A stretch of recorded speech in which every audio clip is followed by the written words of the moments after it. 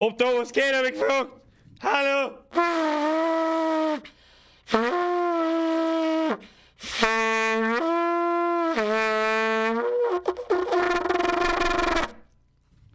Test? Hallo? Hallo? Wir werden zumindest zu. Schmiedi sehe ich schon mal. Und Schmiedi her ja schon mal. Das ist schon mal gut. Test? Hallo? Hallo? Hallo? Hallo? Schmiedi, wie ist denn hier? Ja, geht's jetzt wieder nicht? Ich weiß nicht. Limsepp, haben wir Bier gehalten, wenn endlich wieder kackelt. Da bin ich mir noch nicht so sicher. Und ja noch ein sauberes Bulldog Real. Da bin ich mir ebenfalls noch nicht sicher. Lustiger kommt so. Hashtag Naubecker, mehr sehr stolzer Löwe. So. Leute, habe. Moment, ich hab schon wieder die Tröte nicht gehört. Habe. Evans, Birger, Montag, Landi, ich bin schon mal sehr zufrieden damit, dass überhaupt was geht. Warum? Hab gestern meinen PC neu installiert. Und zwar komplett. Hab mir neue Festplatten gekauft. Ein besser nicht. Und hab jetzt folgedessen nichts mehr auf dem PC. Ich hab ein bisschen Angst gehabt, weil das mit OBS, die Setting... Mein Mike, du Zipfjadam! Habe die Ehre, dieses Mähdrescher, Nein, nix Hashtag, blablabla, nochmal. Habe die Ehre, this is a Mähdrescher, it dreschs me, Hashtag Spendenaufruf, C-Fix nochmal. Mein Maika, merci, Bussi aufs Nussi. Der Sepp-Spieler schreibt eine sogenannte NVMe-SSD. Richtig korrekt. PC läuft jetzt halt wie eine frisch polierte 1, aber ich habe halt leider Gottes verkackt, meine OBS-Settings mit umzuziehen. Und jetzt habe ich alles neu machen müssen. Das heißt, ich kann euch heute nicht einmal mit einer Pinkelpause belustigen. Weil alle meine Szenen und alles ist kaputt und alles ist immer einmal und ich bin immer noch nicht fertig mit alles reinstallieren. Limsepp, nix, nein, Schluss, aus, Hirschi. Heute Ehre Strohhut-Sepp, heute Ehre Hirschi. Ich bin der Vollbier-Squad Strohhut-Sepp. So.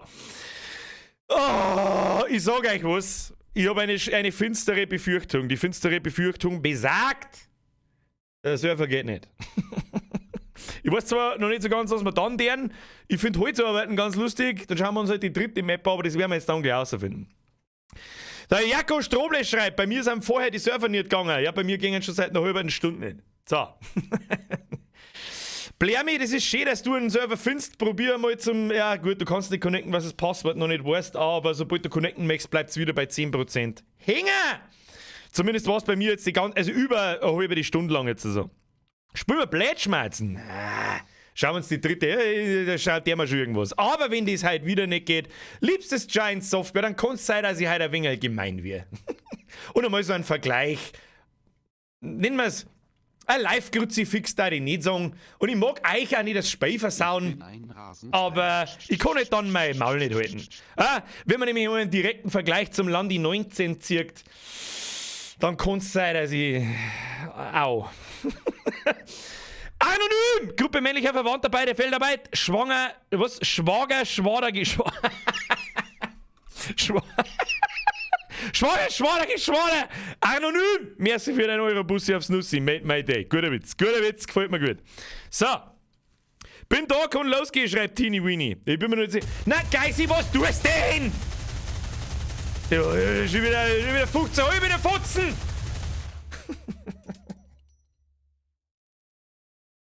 Servus Bürger. Hau dir! Und Wagessen, dass ich schnell einer schau. Elias aus Treifdan. Aus Treifdan? Auf dem Rapsfeld steht der Kloana Bürger. Auf dem Rapsfeld steht... Auf der Bierbing steht der Kloana Psoffener. Der setzt Bein... Verdammt, ich muss wieder zeitverzögert singen, glaube ich. Vollbier-Squad. Das ist gar nicht so einfach. Mr. TCC Doggy, welcome to the squad. Geisi, merci dir. Das ist 12, du weißt das. Ab ins Hashtag Bulldog Royal. Maxi, was ist denn jetzt schon wieder los eigentlich? Habt Weihnachtsgeld gekriegt, gell? Maxi, 25 Euro sind 2. Alter, auf geht's ab ins Bulldog Royal. Das weiß ich noch nicht, ob das heute stattfinden kann. Das werden wir herausfinden. Fix Letten. Lorenz, merci dir. Leute, Maxi, das ist 2. Leute, chills. Da, der Herr Schwertfilm schreibt, geht wieder nicht. Nein, bis jetzt geht's glaube ich auch nicht. Halt, Drescher Sepp! Ich bin ein Drescher Sepp. Lorenz, merci dir. 10er ist ebenfalls zu viel. Steff! Servus nach Wien. Wieder moi WOS außer also, es wurscht ist, siehst du, Herr Braun, offensichtlich nicht. Stefan, merci dir. Benzi! Auf der Bierbing steht der Kloana Psoffener. Der ist jetzt mein Squad! Benzi, welcome to the Squad, merci für die Mitgliedschaft. So, der Xare schreibt, wie lange streamst noch du? Ich streame in der Regel immer von 8 bis um 10. Das sind so die festgesteckten der festgesteckte Zeitrahmen. Meistens streamen wir aber länger. Halbe Stunde. Ich glaube, wir haben im ganzen Jahr nicht einmal um Punkt 10 aufgehört. Ich glaube nicht, ich weiß nicht. So! Stimmt, der Benzi war das der letzte Woche noch schnell. Ja, jetzt erinnert mich schon, Herr Benzi. Welcome to the Squad, merci dir. Jetzt hast du deinen Sound. So, wir schauen mal aus. Gleich knackt der Stui. Nein, der knackt nicht. Da fein noch 120 Kilo. So, wo sind wir? Birger, weißt du, wo es Java ist? Nein, weiß ich nicht. Steht ein kleiner Psoffener. Das jetzt Bein.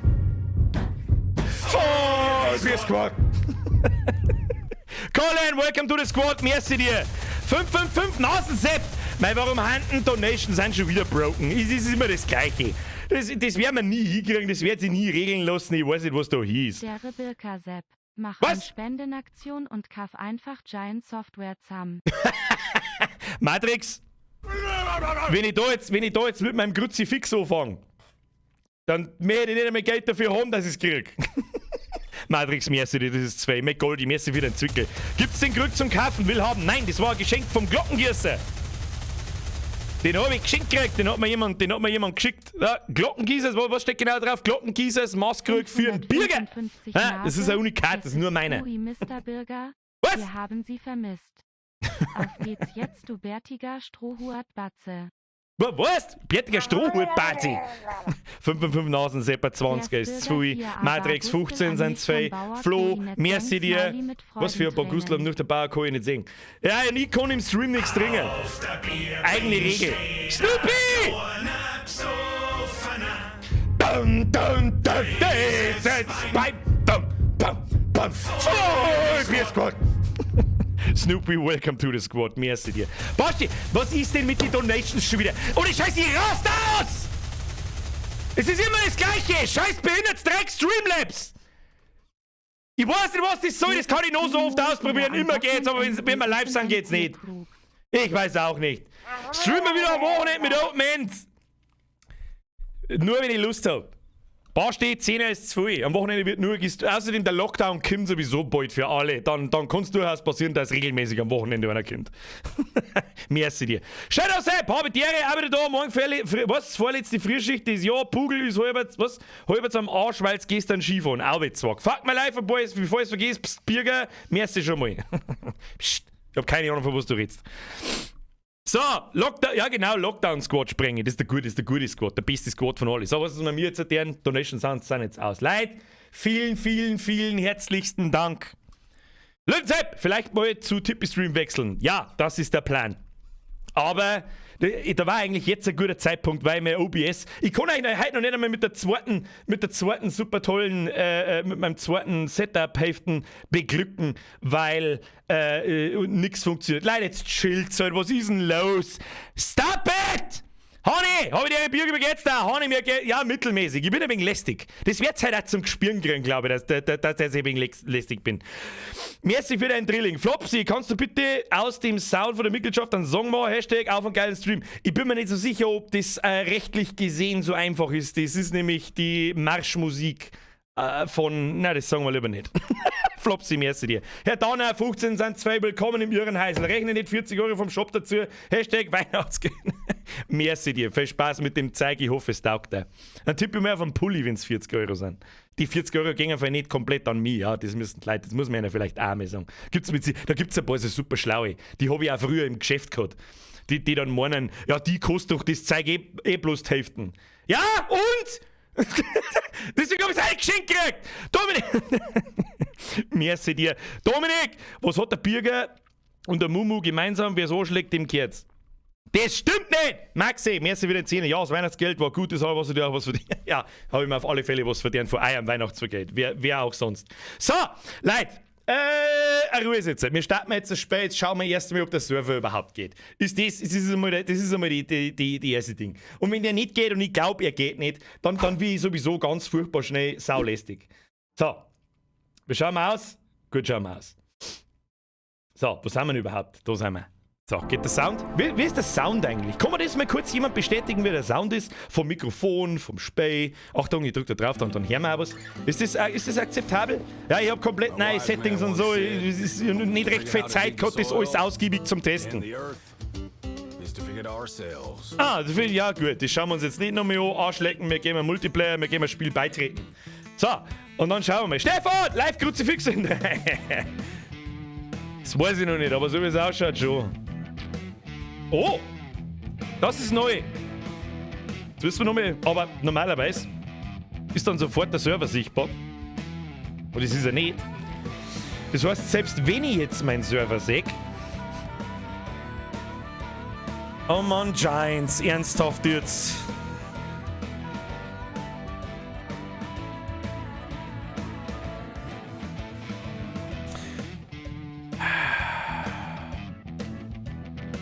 Giant Software!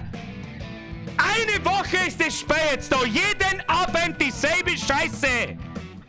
Warum säge ich keine Serverlisten? Ich weiß.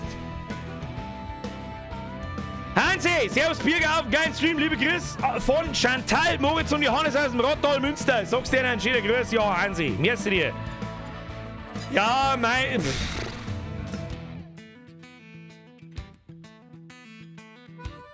Was, das geht ein...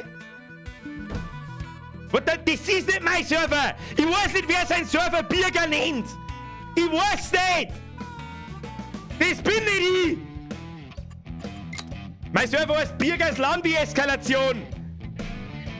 Ich kotze! Giant Software, Mr. Grundi, nix geht! Das ist nicht mein Server, der da angezeigt wird! Das probieren wir jetzt einmal aus, pass auf, connecten wir mal woanders. Dann sehen wir gleich, was los ist. Wo ist denn was frei? Da ist was frei. Oh, wir bleiben wieder bei 10%. Oh, schade! Es konnte keine Verbindung zum Multiplayer-Spiel hergestellt werden. Ja, gratuliere! 0 von 0 Spiele! Dein Mann ist 0 von 0 Spiele! Kruzifix! Das ist ohne Scheiß! Ohne Scheiß! Also, Phase 1. Das war's für die mindestens nächsten 2-3 Wochen, wenn überhaupt, fürs ganze Jahr mit dem Landi. Das ist einmal das Erste. Nummer 2. Ich hab keinen Bock, dass ich, wenn das jetzt in einer Stunde oder so geht, dass ich in jedem Stream erst einmal eine Stunde irgendwo umeinander kack und nichts funktioniert. Ohne Scheiß. So. Dann werden wir wahrscheinlich uns mal die dritte Map anschauen. Ja, das ist halt das letzte Mal, bevor die das nicht geschissen kriegen, dass der... Was soll das? Ich kapier's nicht! Richtig bis daher, das wird länger wie 3 Sekunden dauern, weiß ich, dass Server nicht gingen. Grundi, das ist egal, ob es da anzeigt oder nicht. Egal, ob es bei euch... Oh, ihr könnt's nicht connecten. Giant Software, ihr hättet eine riesen Scheißcode. Eine unfassbare riesen Scheißcode.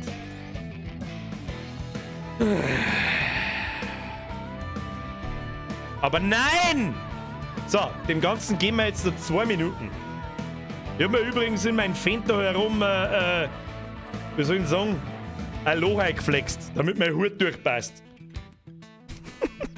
Das Fernlicht habe ich eingerichtet, das geht. Das, ja, schau her, das geht. Server geht nicht. Tja, Giant Software, dann werden wir heute mal ein kleines, wie soll ich sagen, oh, das ging schnell. Jetzt gehen wir mal da her. Birgers Landi-Eskalation. Lass mich raten, ich kann nicht connecten. Oh, das schaut gut aus. Oh, halt ich sofort mein Maul. Best Game ever. Dann muss ich schnell ins Disc, wenn ich da jetzt der halt ich mein Maul. Bin sofort Start. Bin ich instant Start. Ha! Los geht's! Giant Software, beste Firma EU West. Also wenn ich ihr war, dann darf ich jetzt Aktien kaufen. So, Landi-Schmerz. Ich schreibe das Passwort halt Play rein. Ganz einfach. Passwort. So. Schauen wir mal, wann die Leute kommen. Schmidi! Hat fixer Mitarbeiter zugeschaut. Wahrscheinlich, ja. Ich wollte es jetzt nicht sagen, das war ein wenig arrogant. Ja. Ich meine, wir haben zwar jetzt auch wieder 1500 Zuschauer. Hat fixer Mitarbeiter zugeschaut. Ich wollte es nicht sagen. Das ist schon sehr komisch, dass wir mir jetzt da reinkommen, sage ich dir ganz ehrlich. Das ist schon sehr komisch, dass wir mir jetzt da reinkommen. Jetzt warten wir mal, wer connected. Ja? Also, im Discord steht das Passwort, im Landi-Schmerz. Wie immer, das mir aber unverschlüsselt, weil es faul war, dass es verschlüsselt ist, wurscht. Hauptsache jetzt im Discord drin, mehr gibt's nicht. So, Landi, best Game ever. Gibt's doch kein Review. Sparen wir uns. So, Phase 1. Währenddessen da hoffentlich Leute connecten. Wahrscheinlich connecten halt eh keiner, weil sie nicht kennen. Weil es halt schon wieder nicht mehr geht. Ist halt die Frage, ob es jemanden, der schon auf dem Server drauf ist, außerschmeißt, wenn das ganze Zeug abkackt. Oder ob man bloß nicht connecten kann. Aber es schaut mir nicht so, als kann irgendjemand connecten. Aber es schon ins Richtige. Ja, im Discord schreiben sie schon, geht nicht. Was geht nicht? Geht das Passwort nicht oder geht Ding nicht? Das Passwort muss gehen. Das gibt's nicht. Also, groß geschrieben übrigens. Genauso wie es eine ist schon wieder broken, oder? Giants wie immer. Das heißt, ihr könnt es nicht connecten. Ja, das schmeißt so alle 2 Stunden raus. Okay. Passwort geht. Put, falsches Passwort. Man findet den Server nicht. Das ist nicht das falsche Passwort. Wir finden den Server nicht. Schaut schlecht aus. Tja, dann ist die Frage, was wir jetzt erzählen. Gelegter Bürger im Bulldog. Natürlich bin ich im Bulldog. Scoop Büger. Was hast du gemeint? Ja, da connectet auch nicht einer. Also es gibt... Ja, Giant Software, dann hab ich jetzt Dusel gehabt. Oder ich weiß ja nicht, wie weit das geht, dass bestimmte Server priorisiert werden und so. Ja, es hat schon sehr oft geheißen, dass sowas gibt wie Stream-Bevorzugung, bla bla bla. Ich möchte nur festhalten, ich habe weder irgendeinen Kontakt zu Giant Software noch irgendwie sonst irgendwas, aber es ist schon sehr seltsam, dass ich jetzt in den Server da reinkomme, aber ihr nicht. Premium-Server, wo? Ich habe einen ganz normalen, selbst gemietet, den habe ich nicht irgendwie gesponsert gekriegt oder sonst was. André! Merci dir! Welcome to the squad! Den habe ich weder gesponsert gekriegt, noch irgendwie sonst irgendeinen Scheiß. Den habe ich selber gemietet. So ein Ding kostet auch nichts bei Nitrado. Ich glaube, 13 € oder so habe ich gezahlt für einen Monat. Das ist nichts. Und das Passwort ist nicht zufällig Schwarzbladern. Das Passwort ist Dresch. Groß geschrieben. Aber es kann offensichtlich eh keiner connecten. Was tun wir jetzt? Müssen wir Holz arbeiten? Sollen wir einen neuen Hof machen und mal Holz arbeiten? Das haben wir am Wochenende ein bisschen probiert, das war eigentlich ziemlich lustig. Da habe ich ein bisschen was gelernt. Sollen wir das ausprobieren? Ansonsten einen privaten Server machen, das bringt uns nichts. Weil da könnt ihr auch nicht connecten. Das macht keinen Unterschied nicht. Kruzifix incoming. So, gut, dann gibt's halt das Kruzifix, Mr. Giant Software. Soll ich dir sagen, warum? Ganz ehrlich. Wenn ich jetzt mal ganz ehrlich bin, ja, ich hab auch Bock auf das Spiel. Jetzt sag ich nicht runter. Aber, erstens, das mit der Server-Scheiße ist absoluter Bullshit. Zweitens, was genau ist denn beim Landi 22 eigentlich? Nein, kann man das irgendetwas sagen? Das Scheißdrecksmenü ist 1:1 das gleiche. Bei den Fahrzeugen kann ich nicht mitschmerzen. Keine Ahnung. Und warum kann ich das UI nicht kleiner machen? Warum muss ich da jetzt eine Viertelstunde lang oben und aufscrollen? Weil all solche Dinge, man hätte so viel Potenzial gehabt. So unfassbar viel. Es ist für mich 1:1 dasselbe Spiel. Produktionen. Ja, ist das euer Ernst? Das ist einfach nur dieselbe Spielmechanik. Dieselbe Spielmechanik. Das ist nicht... Nein! Brauche ich da 4 Jahre dazu, dass ich das in ein Spiel einfüge. You serious? Das braucht mir nicht erzählen, dass das die super tolle Neuerung ist. Das dürft ihr aber aufhören. Weinanbau. Ja, da dupliziere ich einfach irgendein Produkt, mache Grafiken dazu und fertig. Grafik schaut für mich 1:1 genauso aus. Ich habe mir vorher mal kurz mein eigener Stream angeschaut vom 2019er. Die Grafik ist genau dasselbe in grün. Da steht 22 auf dem Cover. Die Grafik ist für mich 1:1 das gleiche. Versteh mich nicht falsch, die ist schon akzeptabel, die Grafik, aber was zur Hölle haben denn die da? Keine Ahnung. Das Einzige, wo ich nicht mitschmerzen kann, ist bei den Fahrzeugen. Ja? Warte mal, kommen wir jetzt logge ich mich mal als Admin ein. So. und dann gehen wir mal in Vollbier-Squad. Dann gehen wir mal in unseren Vollbier-Squad. So. Und dann tappen wir mal in irgendein Fahrzeug rein. So, dann fahren wir mal da Vierer. Tust du mir, nein. Alter, was ist denn das? Kann man mit dem jetzt eigentlich schon fahren? Ja! Der war auch verpackt letzte Woche. Den haben wir gekauft. Und dann ist er einfach stehen geblieben. Mehr sage ich nicht. Wir können den verkaufen. Was ist das überhaupt? Fahr das irgendwo hier und verkaufst das Scheiß drum. Weg mit dem Drum. Ich spiele jetzt einfach allein auf meinem Server. Das ist mein Server. Wo kann man den verkaufen? Weiß man das? Jetzt laufen auch Rehe durch die Map. Ja, wow! Da scheiße ich doch drauf! Wen interessiert denn die scheiß Rehe? Ich meine, das ist schon... Ganz ehrlich, das zeige ich euch jetzt gleich. Jetzt verkaufen wir erst einmal den Korn da und dann schauen wir uns einmal die super tollen Neuerungen vom Landi 22 an. Die Maps. Haben die Maps neu? Kann man das jemand bestätigen? Das weiß ich natürlich nicht, was es im 19 alles gegeben hat. Da haben wir eine Map gespielt, das war's dann. So, kann man den da verkaufen? Verkauft den schon! Karte vergrößern, Taschenlampe, da kann man doch verkaufen. Fahrzeug öffnen, reparieren, neu lackieren, Arschlecken. Verkaufen! Für wie viel? 25.000.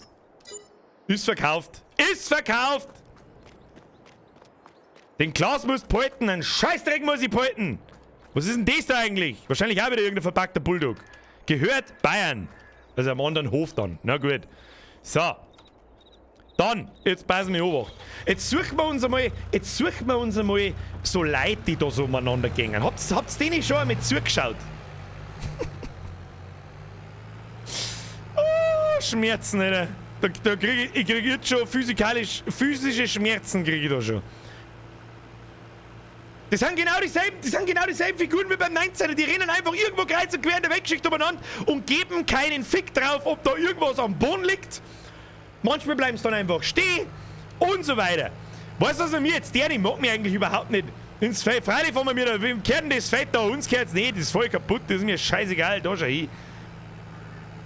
Hängen wir mir Hänger zusammen, geht das überhaupt? Ich hab keine Ahnung. Weißt du, was wir jetzt da können? Jetzt dreschen wir das Feld ab. Bevor ich mich lange aufreg, dreschen wir das Feld ab, Alter. Manu! Texturen, Jahreszeiten, neue Früchte, Physik ist besser. So, mein Freund. So, mein Freund, jetzt machen wir einen neuen Hof und gehen wir mal Holz arbeiten. Schauen wir uns die neue, super tolle Physik einmal an. Sollen wir uns die... Oder warte mal, ich zeig dir mal kurz die Physik, die neue... Entschuldigung, warte. Manu, warte. Ich zeig dir die neue, gute Physik auf der Hauptstraße am besten. Da ist ein guter Platz, wo man sich die neue Physik... wo man sich die mal genauer anschauen kann. Gut, jetzt sitze ich natürlich in einem relativ kleinen Bulldog. Aber das seht ihr jetzt gleich. So, wo fährt denn da ein Auto umeinander? Wo ist denn ein Auto? Da kommt ein Auto. Da gehst du her. Physik aus. Das fährt viel schneller wie ich. Oh, Feld kaputt gefahren. Das Auto ist so schnell wie ich. Ah, müssen wir aufs nächste warten. Achtung, die neue Physik. Die neue Wo ist denn der Straße, Alter? Fahr mal weiter da. Oh! Da fällt zur Physik, Alter. Ja, aber okay, das ist noch halbwegs akzeptabel, das passt schon. Moment. Ich muss ein bisschen Gas geben, die Straße ist ein wenig weiter hinten, weißt du schon. Er hat gesagt, besser, nicht gut. Du, das ist genau die gleiche Physik-Engine wie im 19er. Die ist weder besser, noch gut, noch irgendwas. So, wo ist jetzt da ein Auto? Da wird der irgendwo ein Auto umeinander fahren. Ich hab extra einen Verkehr eingeschaltet. Ich denke mir so, was für Verkehr, Alter? Es connectet übrigens immer noch keiner. Es geht quasi immer flächendeckend immer noch nicht. So, jetzt passen wir an. Kommt jetzt da mal bald einmal. Da ist eine vierspurige Hauptstraße. Fährt nicht da ein Auto. Doch, da fährt ein Auto. Jetzt pass auf. Möchtest du sehen, was das Auto, das wahrscheinlich die Hälfte von meinem Drum wiegt, macht mit mir? Best Physics ever. You fucking serious? Ich weiß jetzt auch nicht. Ich weiß nicht. Okay. Einigen wir uns, Florian, du hast recht, einigen wir uns drauf, wer braucht Physik? Kein Mensch. Sitzen wir uns in den nächsten ein. Das sagst jetzt du vielleicht. Das sagst jetzt du. Hey, hier, Physik. Physik, dein Mann! Sag ich, der kleines Elektro-Bulldog da, der wiegt ja nix. Ja gut, dann probieren wir es halt mit dem Dicken. Oh, gut, da bin ich jetzt natürlich selber schuld, pass auf. Mit Frontlader drauf. Mit Front. Ich kann mir nicht mehr aussehen. Ja gut, dann müssen wir halt hinten rausfahren, Heft rein. So, jetzt Momental, Babintal, wieder 4 vorwärts. Jetzt pass auf. Achtung. Kriegen wir schon. Achtung, das kriegen wir schon. Wir kann man natürlich in die Stats nachschauen, wie viel das dieser Bulldog wiegt. Er ist auf alle Fälle mindestens zweimal so groß wie der wir gerade gehabt haben. Schauen wir mal, was die super tolle neue Physik im Landi 2020. Oh, Stoppschädel, damn you Physics. Oh, da ist noch ein Straßenschädel. Ah, da fahren wir einfach durch. Best Physics ever. Achtung. Warte mal, kannst Straßenschranken was? Ah, da fahren wir an. Na, die muss aus Diamantium sein, die Straßenschranken, aber sag's keinem. Gut, fahren wir weiter. Wir brauchen ein Auto. So, kann ich eigentlich da nicht irgendwie... Ah ja, da kommen wir hin. Siehst du es? Skill. Oh, da kommt ein Auto. Oh mein Gott, der Auto!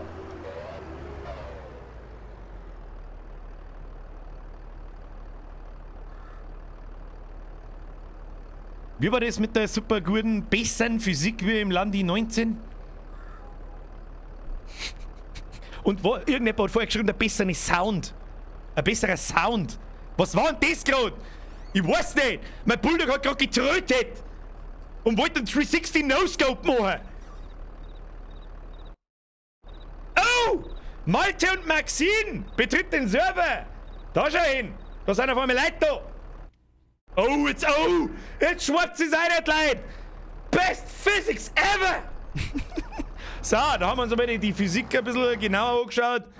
Jetzt geht's los. Jetzt können wir spähen. Verteilt euch anständig auf die Höfe. Ich hab uns alle eine Finanzspritzen geben können. So, und jetzt haut's uns wahrscheinlich alle aus, oder? Nein, doch nicht. So.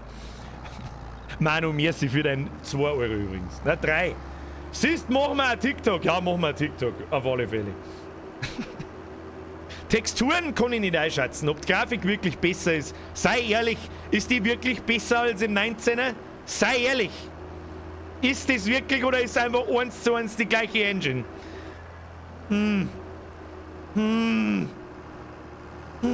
Sag, sei ehrlich. Die Partikeleffekte haben ein bisschen besser. Schreibt der Dampfler. Ja, wenn du hinten mit deinem... Und die haben 3 Jahre gedauert. Echt jetzt? Die haben 3 Jahre gedauert? You fucking serious? Ich weiß ja nicht. Ich weiß nicht, was die da 3 Jahre gemacht haben. Wie gesagt, das Einzige, was ich mir erklären kann, ist, wo sie sehr viel gemacht haben, die Fahrzeuge. Das kann ich nicht abschätzen, ob das lauter neue Fahrzeuge sind, ob die alle neu modelliert, animiert und mit neuen Funktionen ausgestattet worden sind. Die schauen ja nicht schlecht aus, brauchen wir nicht diskutieren. Aber in meinen Augen schauen die genauso aus wie die von vor 3 Jahren. Aber ganz genauso. Birger, ich sag nur Zug gegen Traktor. Könnte Potenzial haben. Das kann sein. Magal, was tust denn du? Warum denn nur? Du Zipfe Adam. Merci dir. Ich weiß nicht, was ich sagen soll. Leute 25 sind 2. Alfons mit Shotgun. Welcome to the squad. Merci für die Mitgliedschaft.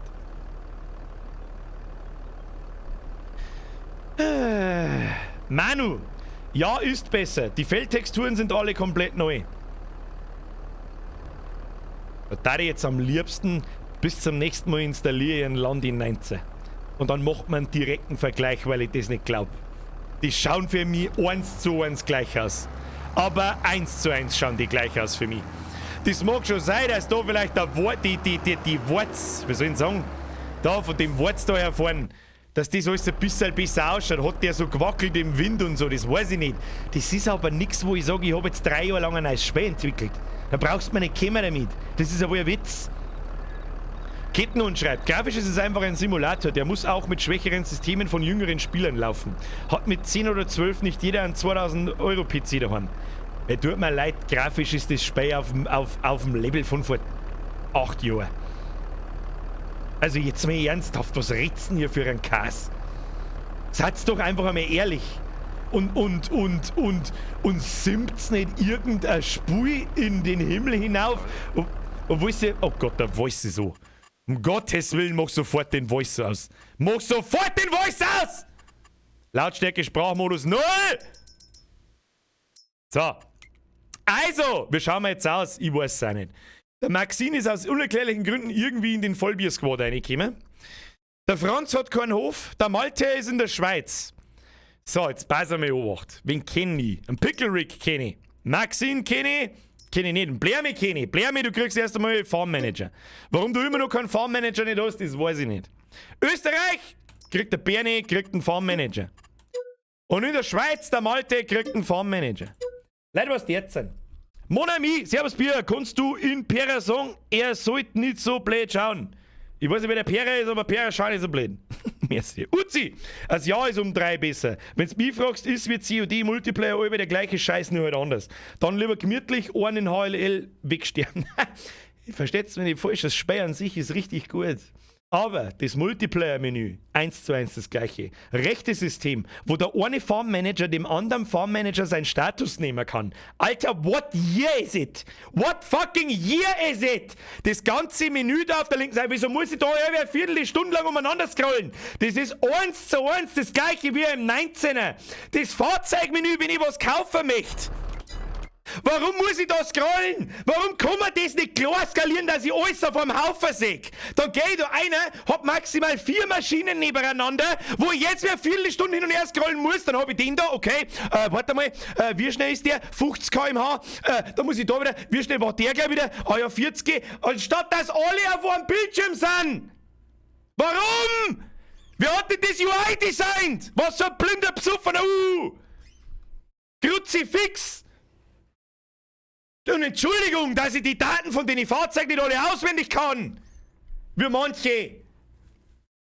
Hab vielleicht auch noch 2 andere Sachen in meinem Leben zu tun. 2021, was ist? Schau halt auf den Kalender, wenn du das nicht merken kannst. Was? Bürger sind nicht so lästig.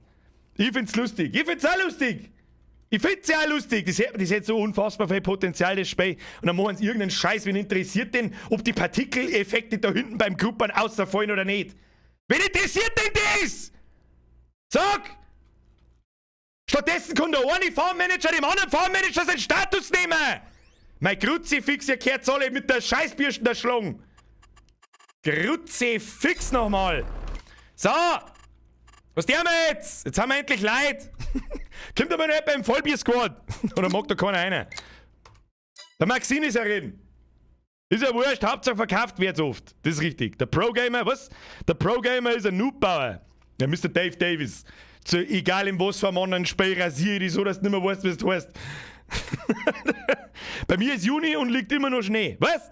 Zerfix, du musst doch wissen, wie viel PS dein John Deere hat. Ja, unbedingt. Was da denn nur ohne diese Information?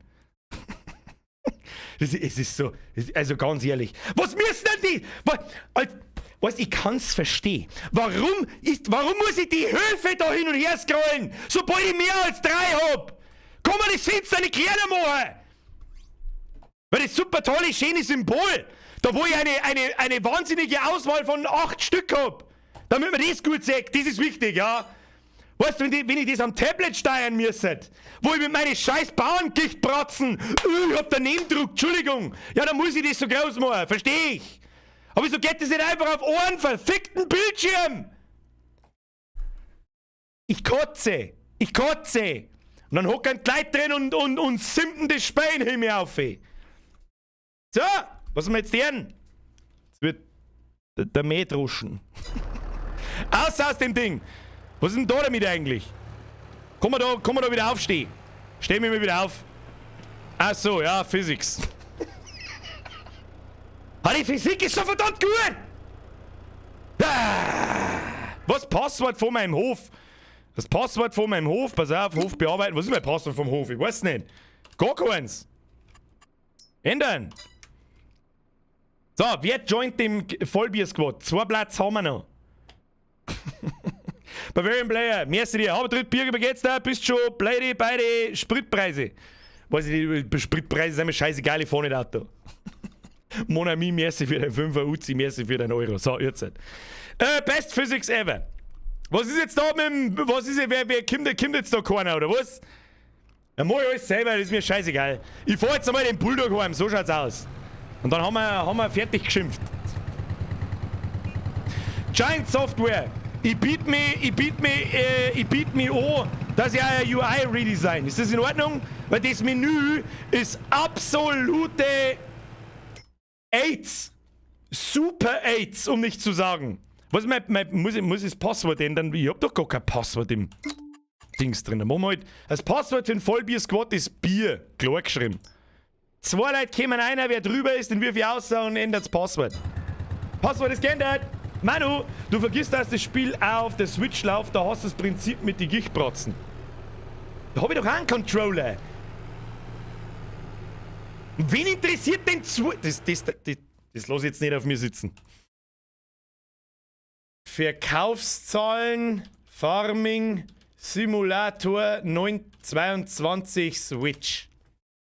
Mit Schnapszahl zum neuen.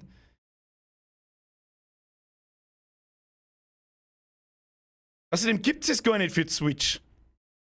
Das gibt's überhaupt nicht für Switch. Was redst du dir für ein Kass? Wie Bier geht nicht. Hof bearbeiten. Klar geschrieben, B-I-E-R. Vielleicht habe ich nicht bestätigt, das kann sein. Ja, Alter, geil, ich wollte schon immer eine 2-Stunden-Folge Kruzifix. Jetzt meine ich, wird es Zeit für alkoholfreies Weißbier aus der Flasche, du Schiffsschaukelbremse. Was ist der Schiffsschaukelbremse, Alter? GHK Fexi 50er ist es. Ich weiß nicht, was das so jetzt, aber gut. Leute, danke schön, seriously. Fexi, danke. Ich nehme so. Ich nehme so, aber es passt mir auch irgendwie nicht. Sag ich dir, was ist. Auf der Switch läuft es nicht. Das sag ich doch. So, da bin ich übrigens gegen das Schädel gefahren. Jetzt fahren wir mal runter da. Kommen wir jetzt da einmal, jetzt. Der Franz und der Pickle Rick haben dabei. Hof bearbeiten, jetzt ändert man das Passwort einmal wieder. Passt. So, schön verteilen, jetzt fangen wir an. Jetzt werden Aufgaben verteilt und dann spielen wir. Dann sehen wir schon, wie gut der Land ist.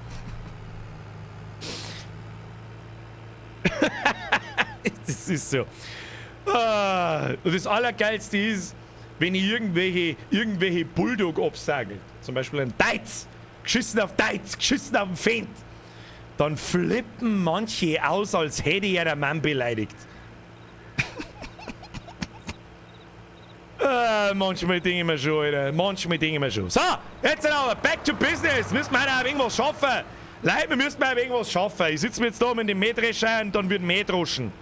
Und dann ist die Frage, was wir brauchen. Ich habe übrigens an jedem Hof, seit dem letzten Mal, heute kurz vor dem Stream, da ist der Server noch gegangen, um 6 oder so, eine Finanzspritze ausgeteilt von 500.000. Ja, damit wir uns ein bisschen erleichtert werden. Da vorne läuft irgendjemand, der Pickle Rick, der blinkt mit der Taschenlampe, der Maxine, der ist auch da. So. Weißt du, was ich dir sag? Was braucht's denn, Leute? Was braucht's denn?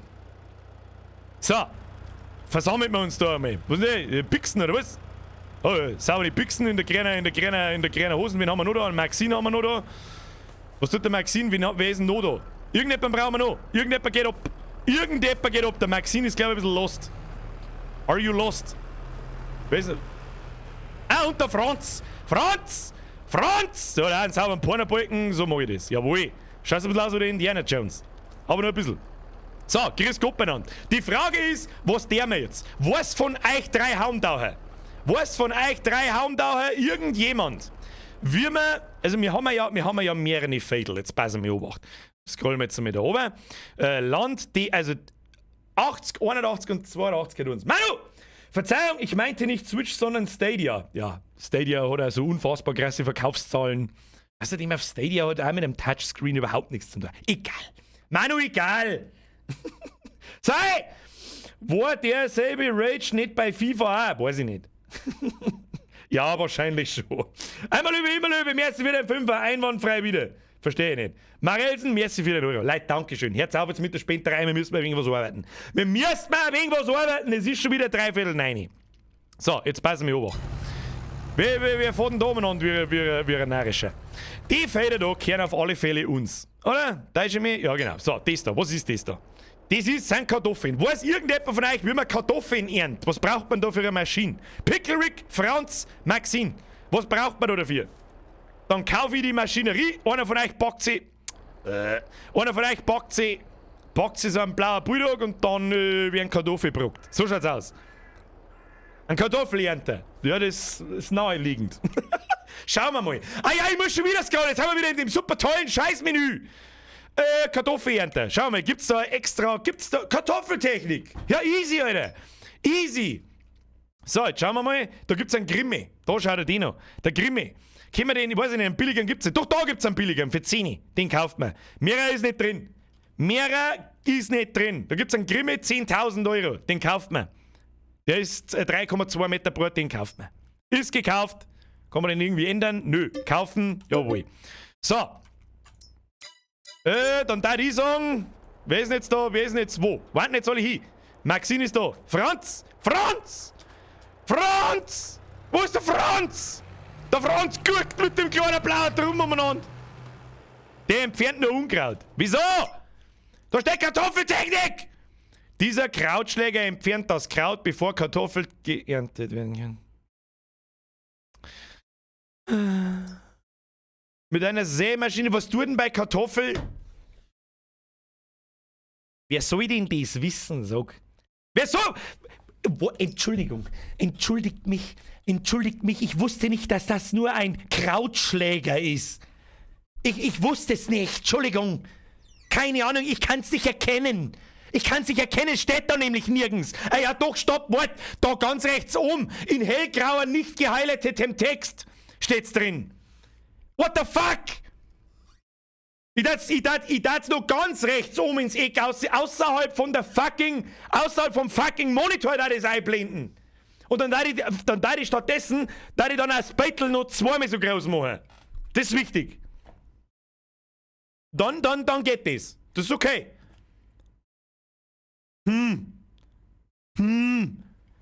Was ist dann das da? Saarmaschine. Ich brauche keine Saarmaschine, ich brauche was. Ich sag's nicht, Bürger. Achso, der kostet dann, dieser Roder gräbt die Kartoffeln direkt aus dem Boden. Achso, der kostet nur kostengünstige 205.000. Wir wissen, wenn wir das Feld einfach, weiß ich nicht, anzünden, dann komm ich billiger weg. Da kann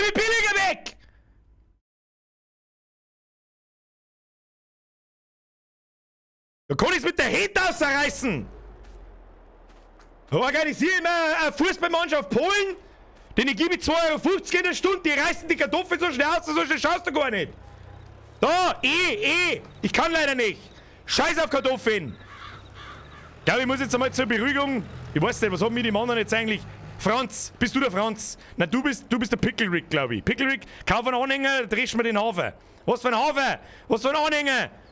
Das ist das Nächste. Da haben wir die Sorghumhirse. Was auch immer das ist. Und was haben wir da? Ein Hafer. Den dreschen wir ab, dann brauchen wir einen Hänger. Einen Hänger und, ich glaube, es ist ein Ballenpress. Haben wir einen Ballenpress? Das kann man das pressen. Pickle Rick, du scheinst Ahnung zu haben. Pickle Rick!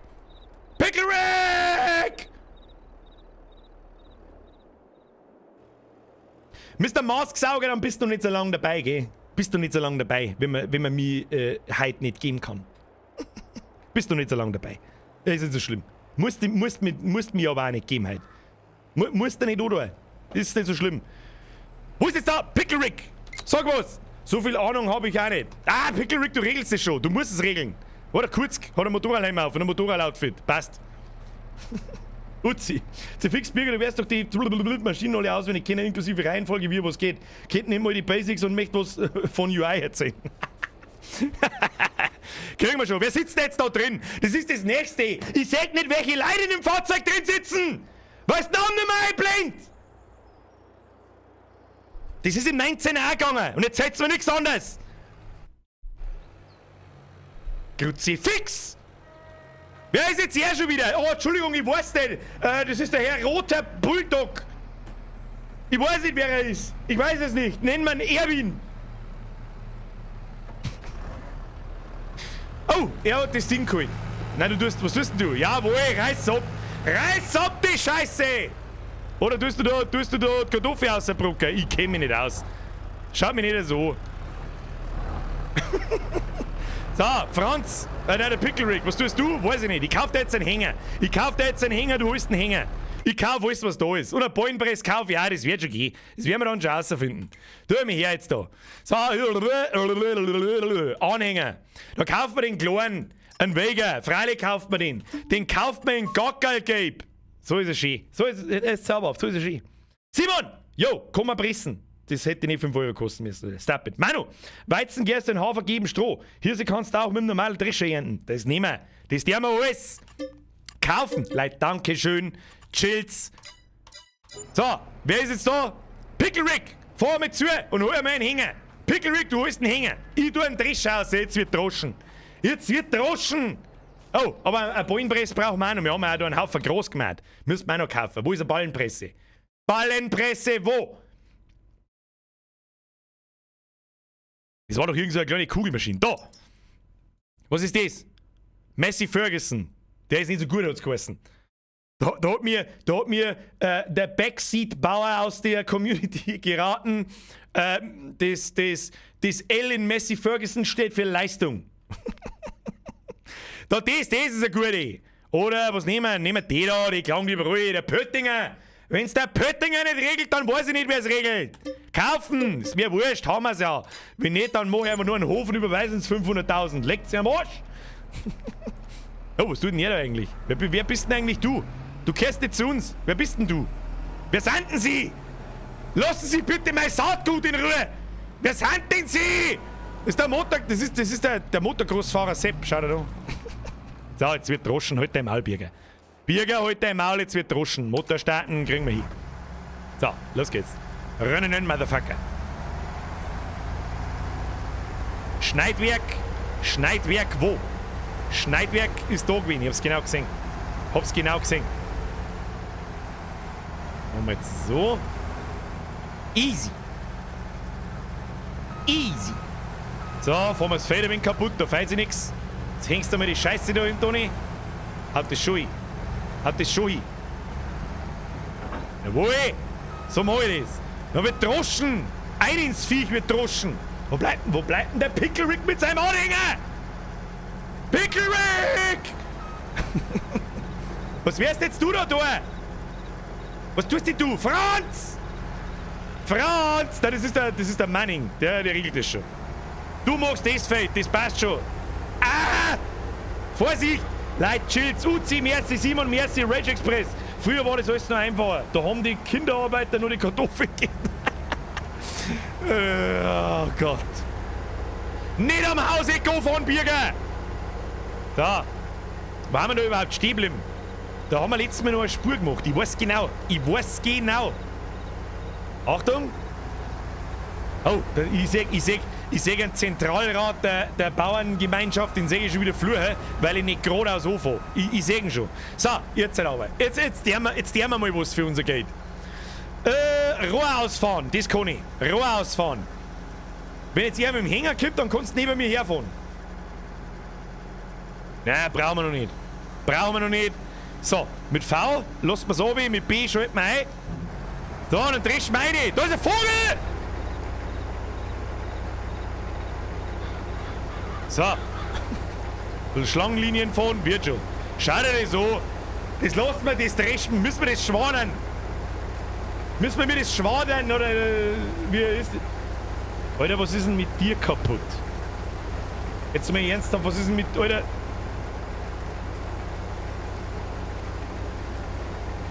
Aeronix, ich verstehe es nicht. Also ich lasse mir wirklich einige sagen, jetzt wenn ich wieder umeinander fluche, dann können wir wieder fragen, warum holt er nicht einfach das Maul und sagt Danke. Ganz ehrlich, weil ich bei 100 fucking Euro nie Danke sagen kann. Natürlich kann ich einfach Danke sagen und oh, danke, passt, merci, hab ich die Ehre. Was machen Sachen? Aeronix. The fuck are you doing? Ich weiß nicht, was ich sagen soll. Dankeschön. Bussi aufs... Alter, merci. Überleg dir das gut, ob dir das 100 Euro wert ist, ich weiß es nicht. Was tust jetzt du da neben mir? Da kann noch jemand nicht rückwärts fahren mit dem Hänger. Hab's genau gesehen. Du, ich fahr da mal real aus. Da ist der Rohr. Das A-Rohr. Ja. Ja, feinstes Pro-Gaming, Shahi. Andi, merci wieder 5 für ein paar Baldrian. Mit die Dreckskauen ist billiger. Ist mir wurscht, ich bin ein Pro-Gamer, ich brauch keine Miete zahlen. Merci dir. Hansi, merci für den Drillinger. Birger oder Gratler, das ist zu geil, dir beim Ragen zuzuschauen, wenn du wieder was Eid verstehst. Das hat nichts mit nicht versteht zum tun. Wer mir das UI als ein gutes UI und als ein nice Spiel verkauft, ist ein geistig Behinderter. So schaut's aus. So, wie schauen wir jetzt aus da? Hast du was drin in deinem Hänger? Ich trisch jetzt weiter. Ich trisch jetzt da weiter, das ist mir wurscht. Kann ich da eigentlich in das Feld auch gleich dreschen? Werden wir außerfinden, Leute.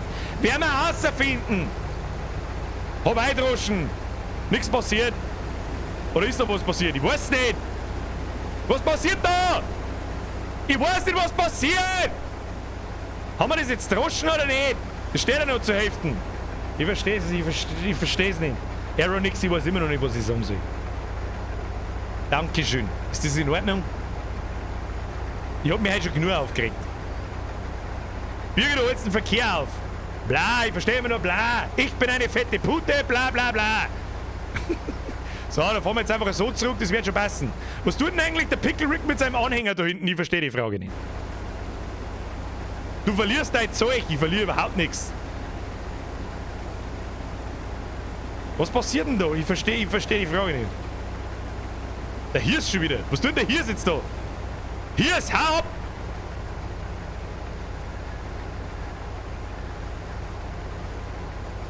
Was passiert denn jetzt eigentlich? Das darf mich jetzt generell interessieren, haben wir jetzt das Spiel wieder kaputt gemacht. Weil die eine Hälfte im Tank ist jetzt, was war dieser Hafer und die andere Hälfte war irgendwas anderes. Jetzt ist kaputt, jetzt kommt hinten nichts mehr raus, an der Seite nichts mehr raus. Ich kann nicht zwei verschiedene Ressourcen im Tank haben. Oh mein Gott! Damn you Physics!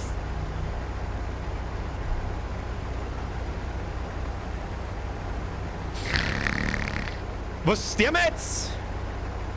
Was sterben wir jetzt?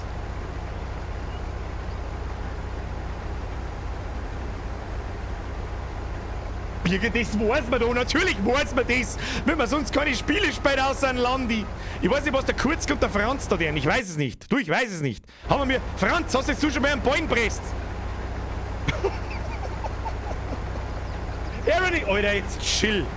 Niklas, merci für den geilen Stream. Grüße aus der Pfalz. Ich bin mir nicht so sicher, ob das der Stream ist, den ihr hier halt gewünscht habt. Aber, Alter, was tust denn du? Schreibt mir mal auf Instagram zurück. Irgendwie hat der gerade nicht gefunden. Was hat nicht gefunden? Ich schreibe dann nicht jetzt auf Instagram zurück. Nur dazu, wenn Leute mir batzenweise das Geld herscheißen und dann irgendwas von mir wollen, sage ich meistens nein. Ich schaue nach dem Stream, ich schaue sowieso immer eigentlich fast jeden Tag in Instagram, aber ich schreibe nicht mehr zurück, weil ich sonst einen Schlaganfall kriege. Außer es ist immer jemand dazwischen, der mir was Nice schreibt. Außer wann kommt denn das nächste How-To und wann kommt das nächste Kruzifix und Birger schaut einmal den Idioten auf TikTok an. So, wo haben wir ihn? Wo ist denn der Pickle Rick mit dem Anhänger? Anhänger, lad mich ab. Sag mir, was der jetzt denn hier da eigentlich? Schleicht euch! Schleicht euch! Ja, genau, oder spreng ich, wie du sagst, wann spielen wir mal wieder Landi? Ich hab schon gewusst, warum wir den nicht spielen. Ach so, jetzt hat sich das Fader vor mir wieder hinzaubert und ich weiß nicht warum.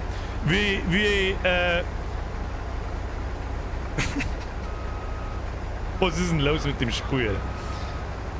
Was ist denn los mit dem Spiel? Wo ist denn jetzt der Pickle Rick wieder mit dem Anhänger hin? Wo ist er? Er ist doch gerade vorbeigefahren. Wo ist er? Da vorne ist er. Lass mich mal abladen. Kann ich da jetzt meinen Hafer abladen? Ich weiß nicht, was ich da habe. Ich hab irgendwas kaputt gemacht. Verbleibe mir stehen, ich fahr hin. Ich komm mit meinem Rohr. Achtung, Rohr wird ausgefahren. Ich komm, schalte mir das Ding aus. So, Achtung. So, kann man das jetzt da reinladen? Nein. Aeronix. Ich weiß nicht, was ich sagen soll. Hör jetzt bitte auf mit den fetten Beträgen, weil sonst kriege ich schlechtes Gewissen. Stop it. Tom! Panzer fahren! Nein, halt Bulldog fahren! Ja, auch nicht. Drescher fahren ist halt. Das hilft uns nichts. Pickle Rick, du musst jetzt das Zeug verkaufen oder irgendwo hinschmeißen. Keine Ahnung. Stimmt, weil die grandiose Physik besagt, wenn bereits der Hafer in dem Lader kann der Weizen da nicht hadern. Ja? Muss man wissen, als professioneller Landi-Spieler. Okay? So. Was tue ich jetzt mit dem? Das ist die Frage. Schneidwerk, Tempomat, Helfer, bla bla bla. Ich verstehe die Frage nicht. Pickle Rick, du musst das Zeug verkaufen, mit einem neuen Hänger kommen. Hey, weißt du was? Ich kaufe einen zweiten Hänger. Lade den Hänger ab, ich kaufe einen neuen. Haben wir's auch. Ist ja wurscht. Den kauft man ein Gockelgelb. Na, freilich kaufen wir mir den Gockelgelb. Ja. Pickle Rick, der steht bereit. Holst du den neuen. Los geht's. Abflug. Was tue ich dabei? Ich weiß ehrlich gesagt nicht. Ich tue dabei das andere Feld wieder bedreschen. Ist das der politisch korrekte Terminus? Ja, Entschuldigung, Herr Nachbarsbauer, dürfte ich bitte Ihre Tochter bedreschen? Da haut mir fast einen runden Handdrescher von.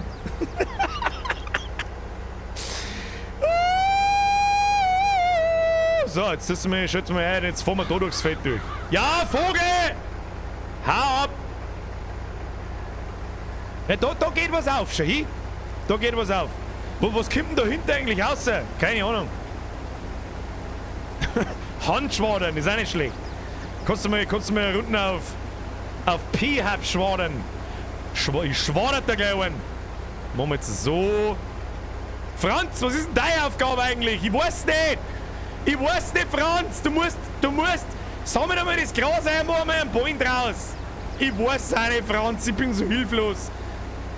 Franz! Sissi! Du hast keinen Zugang zu diesem Land. Das werde ich dann schon hier sehen. So, zurück aus. Vielleicht sollte man das da links noch mal. Der wir uns vielleicht ein wenig leichter. Alter, was ist mit dir? Ich mag mich eine halbe mit dir saufen. Ja, deswegen mehrere Ironics. Hörst jetzt bitte auf. Please.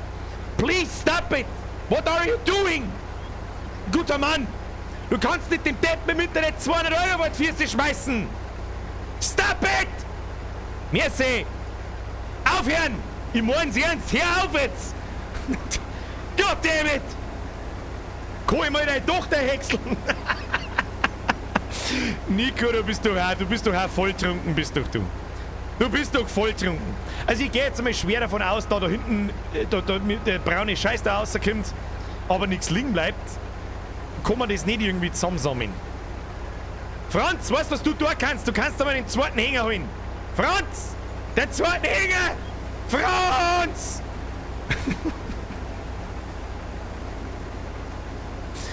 Entschuldigen Sie, Herr Nachbarsbauer, kann ich mal darf ich eine Tochter mulchen? Der Pickle Rick, wo ist der zweite Hänger? Wo hast du den hingestellt? Wo ist der zweite Hänger? Wir haben doch zwei Hänger. Jetzt mal beide her. Wir brauchen beide. Hab ich schon gesehen. Wir brauchen beide Hänger. Kinder, wir brauchen beide Hänger. So, jetzt fahren wir da durch. Dann machen wir ein schönes Schachbrett. Schönes Schachbrettmuster. Der Franz hat ein Stroh drin. Ja, ich muss erst den Rest dreschen, aber das kann ich nicht. Weil ich hab ja schon Hafer in meinem Tank. Da kann ich nicht durch den Wurz durchfahren. Wo kann man denn da hin? Wo kann man da hin? Was tut denn eigentlich hier? Der Mannix, glaube ich, ist einfach... Oder wie hat er geheißen? Moment, muss ich nachschauen. Wie hat er geheißen? Der Maxine, Entschuldigung. Der ist einfach mitten im Feld stehen geblieben. Ich weiß nicht, was da hieß.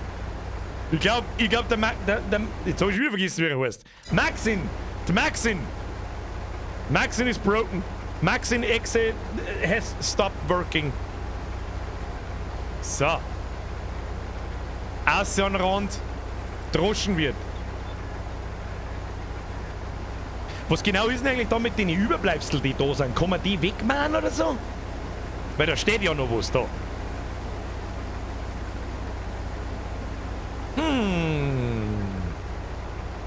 Pass auf, kann man einschalten? Was kann man... Strohablage anschalten. Strohablage ist für den aktuellen Fruchttyp nicht möglich. Aha. Ist der Backseat Gaming Bauernverband doch nicht so krass, wie er meint.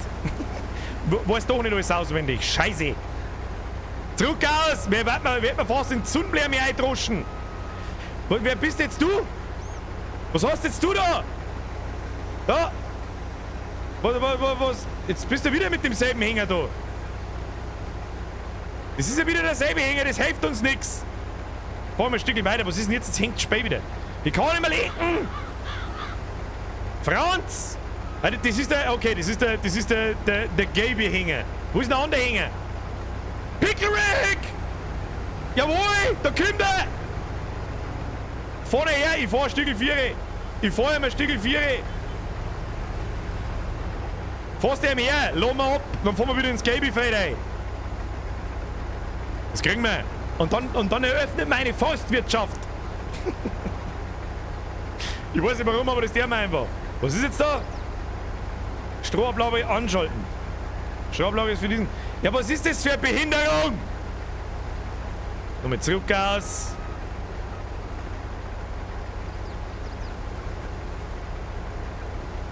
Da müssen wir sauber da rumfahren. Das hilft uns alles nichts. Wieso will Lotte das jetzt da nicht ein? Brauchen wir da wieder einen extra Anhänger? Ich verstehe es nicht. Linke Maustaste macht irgendwas. Was macht die linke Maustaste? Ich weiß nicht, was die machen soll. Keine Ahnung. Steuerung 1. Steuerung 1. Oh! Jetzt drückt es raus. Da schau hin. Schau hin. Hirse gibt kein Stroh. C-Fix. Ja, das habe ich schon verstanden. So, weiter geht's. Wir können das jetzt einmal voll Pro-Gamer-mäßig machen. Wir fahren jetzt da nebeneinander hin und her. Wer sitzt da drin? Das ist der Pickerick. Pickerick, du fährst jetzt neben mir her und wir dreschen wir währenddessen fährst du nicht her und lassen wir es gleich ein. Absolutes Pro-Gaming. Los geht's. Achtung, platzier dich sauber. Ja. Und danach machen wir dasselbe mit dem Franz. Was der Maxine da hinten tut, das weiß ich nicht, aber ich glaube, der ist fertig. Ja, sauber gerade. Absenken. Rohr ausfahren. Ah, ja, schaut gut aus. Ja, weiter links, ein bisschen weiter links. Sauber gerade, das kriegen wir hin. So, los geht's. Fahren wir, los. Oh, ein bisschen schnell. Ja, ich geb Gas. Ja, absolutes Pro-Gaming. Schau dir das an. Ich kann nicht schnell. Pickerick, Vorsicht, ich kann nicht schnell. Nicht so schnell. Ich schütt gleich aus. Ja, so kehrt sich das. Schau hin. Pickerick, wenn das nicht vom Feinsten ist, dann weiß ich es auch nicht. Da rechts haben wir irgendwas stehen lassen, aber ist scheißegal. Jawohl. So, jetzt müssen wir uns aber erst wieder hindrehen. Machen wir so. Fährst du ein wenig zurück aus, ich justiere rein. Das kriegen wir nochmal hin. Achtung. Fahren wir Zunbleiben über den Haufen. Ich brauche sowieso kein Mensch. So, schau dir das so. Vom Feinsten. Jawohl. Franz, du kannst dich schon mal warm machen. Du kannst schon mal den anderen Hänger in Position bringen, aber das glaube ich hast du schon, gell? Schau dir das so. Vom Feinsten. So, bis soweit. Du fährst einfach, ich fahr mit. Los. Au, wir haben daneben gestrahlt. Pickerick! Vorne. Du bist ein bisschen schnell wie ich. Passt schon. Das kriegen wir schon. Schau hin. Easy. Fick die Sonnenbläme, Alter. Jawohl. Easy Pro Gaming ist das. So gefällt mir das. So. Rohr iPhone. Auf, umdrehen. Eine Runden geht noch.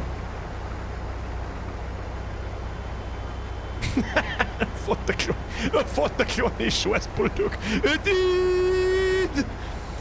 Ja, der Maxine tut schon das Feld wieder herrichten. So ist recht. So, wieder absenken, reinlassen, los geht's. Fahren wir direkt rein, da lernen wir gar nicht lang umeinander. Los geht's. Jawohl. Ja, die scheiß Legs, das da synchronisieren ist gar nicht so einfach. Easy peasy lemon squeezy. Das letzte Schnipsel da hinten links. Nicht! Maxine, was tust denn du? Da steht noch ein Feld! Bist du blind? Was machst denn du? Nicht! Was tust denn du? Rell wieder iPhone. In T ausschalten. Maxine, du blinder Uhu! Was machen Sachen? So, ich mach jetzt das da noch schnell ab und schütte es dann noch in Dinge ein. So, los geht's. Brauchen wir Karriere. Pickle Rick, good job. Mr. Pickle Rick. Ich bin der Meinung, wir haben einen richtig guten Job gemacht. Jetzt ist die Frage, ob der Franz das also gut kann. Pickle Rick, ich hab noch eine kleine Ladung für dich. Warte. Ich schütte dir gleich, platziere dich mal. Ich komm gleich. Das da mein ab da schnell. Da ist noch eine kleine Spur, ich hab's genau gesehen. Hab's genau gesehen, den nehme ich noch mit. Den nehme ich noch mit. Platziere dich mal links von mir. Dann nehmen wir das rein, dann verkaufst du die scheiß Ladung gleich einmal. Maxim, du tust dabei das Fell umgraben. Richtig so. Genau so schaut das gut aus. Hoppla, ein bisschen zurück aus. Schaut gut aus. Jawohl. Einen Sick. So, dann ab mit dir. Ab mit dir verkaufen. Pass auf, das schauen wir uns jetzt noch mal ein bisschen genauer an, wo wir das verkaufen, bevor du das verkaufst. Jetzt pass Obacht. Und zwar, irgendwo gibt es da Listen, was wert ist. Da, glaube ich. Was haben wir da jetzt gehabt? Hafer. Was hast denn du da drin? Was hast denn du da drin? Sagt man das irgendwo? Gehört dir. Sorghumhirse. Was auch immer Sorghumhirse ist. Ich habe keine Ahnung. Da, Sorghumhirse. 1432 Getreidemühle. So, wenn jetzt das ein anständiges UI war, dann könnte ich da auf den Punkt drücken oder rechtsklick machen und das Ding auf der Karten markieren. Aber nein, das war zu viel des Guten. Ich muss da auf Karten gehen und jetzt muss ich jede Ding auf der Karten da markieren, um zum herauszufinden, wo, wie hat's geheißen, Getreidemühle ist. Oh, best UI ever, best game ever. Getreidemühle heißt, hoppala, Getreidemühle. Wo ist die? Wo ist die Getreidemühle? Gib mir die Getreidemühle. Viehhandel, Sägewerk, bla, Spinnerei, Einkaufszentrum, Fastfood, Bäckerei. Was? Abladestelle anklicken und Enter drücken, du Blitze. Was? Das geht unten links, da bin ich jetzt aber gespannt. Wo? Da, was ist das für ein Menü? Wieso kann ich doch nicht einfach da drauf drücken? Wieso muss ich das da unten machen? Wieso? Wieso intuitives Menü? Wieso kann ich nicht einfach da herdrücken, sondern muss das da unten in diesem Tschernobyl-Scheiß machen? Ich kapier's nicht! Und jetzt sag ich's immer noch nicht. Irgendwo blinkt irgendwas. Entschuldigung, ich bin blind, ich seh's nicht. Wo? Irgendwo soll was blinken. Ich hab's markiert. Wo? Sagt da irgendjemand was? Ich sag nix. Ich sag wirklich nix. Da kann ich mich jetzt noch so künstlich aufregen. Ich sag wirklich nichts. Es ist nicht markiert. Ganz so. Ah, da. Okay, heute mal. So, Pickle Rick. Du weißt, was deine Aufgabe ist. Abflug, verkaufen. Los geht's. Oder markiert? Pickle Rick. Pickle Rick. Pickle Rick. Pickle Rick. Pickle Rick. Ist schon gut. Er mag nicht. Pickle Rick ist lost. Pickle Rick! Soll ich nicht lieber Feed and Grain fahren? Warum? Feed and Grain. Das war doch gerade noch... War das gerade her oder was? Wie schnell ändern sie das? Weiß das jemand, wie schnell dass sie diese Preise ändern? Wahrscheinlich pro Verkauf, nehme ich an, oder? Machen wir es so. Wo ist das?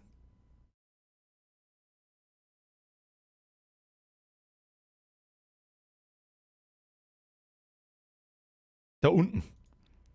Fast Feed and Grain. Mr. Pickle Rick, fast to Feed and Grain. Los geht's! So, Franz, du bist dran. Franz! Selbes Spielchen nochmal. Musst du aber umdrehen. Wir fangen mal unten an. Wir fangen mal unten und fangen wir an.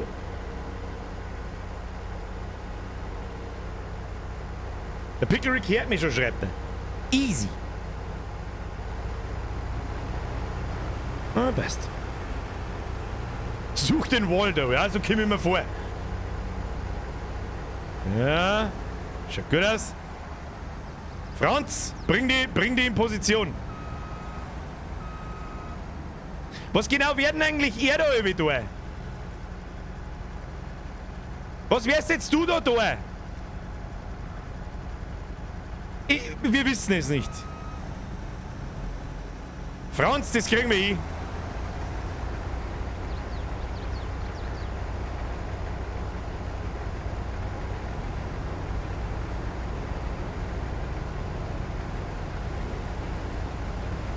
Absolutes Pro-Gaming, Franz. Absolutes Pro-Gaming.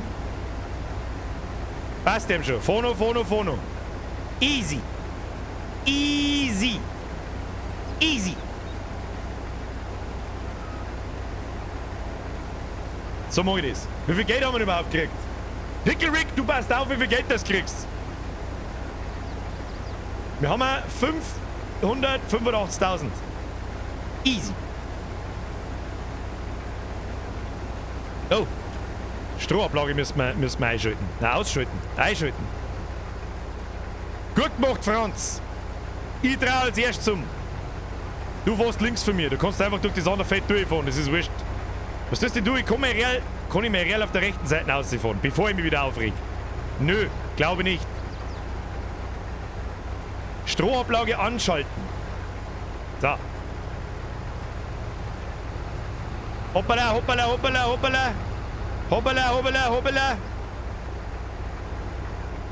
Haben wir ein bisschen Stroh hinter rausgeschissen. Entschuldigung, mein Fehler. Ah, daneben. Nochmal vor. Franz, du musst fahren! Fahr, Franz! Geht schon. Easy. Easy.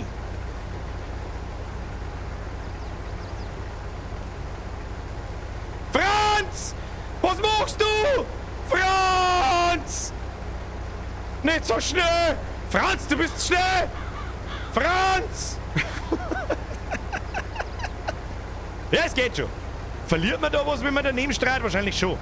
Ich nehme an. So, auf. Ruhe iPhone. Sauber umdrehen. Ruhe wieder ausfahren. Warum wir das eingefahren haben, das weiß ich nicht. Scheißegal. Oh, Franz. Herfahren und Gas. Herfahren und Gas. Und Gas. Du bist schnell wie ich. Brauchst bloß unter iPhone. Jawohl. Schneller, Franz. Nicht so schnell, Franz. Das ist zu schnell, Franz. Franz. Ah, die scheiß Lägerei da die ganze Zeit. Ja, aber es geht schon. Die sind einmal nicht hinunter. Tun Sie sich mal nicht hinunter. So.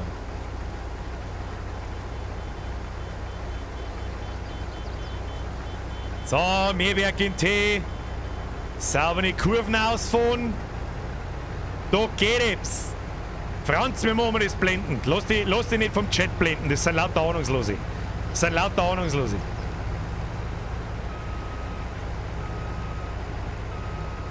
So. Und wieder geradeaus.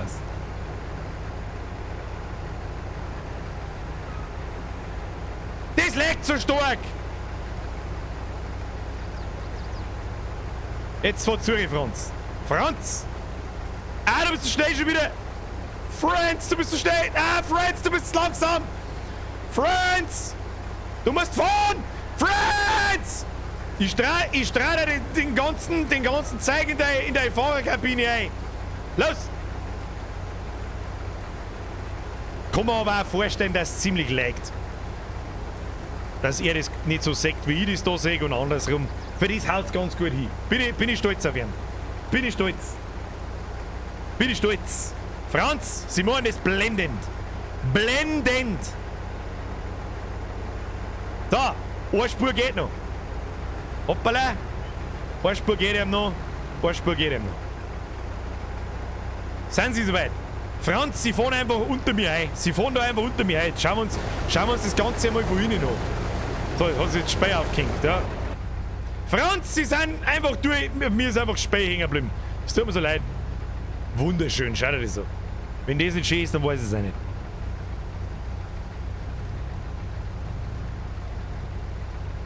Schau dir das so. Sagt man da eigentlich. Da sagt man sogar aus, Schie. Schiebe es rausfällt. Ah!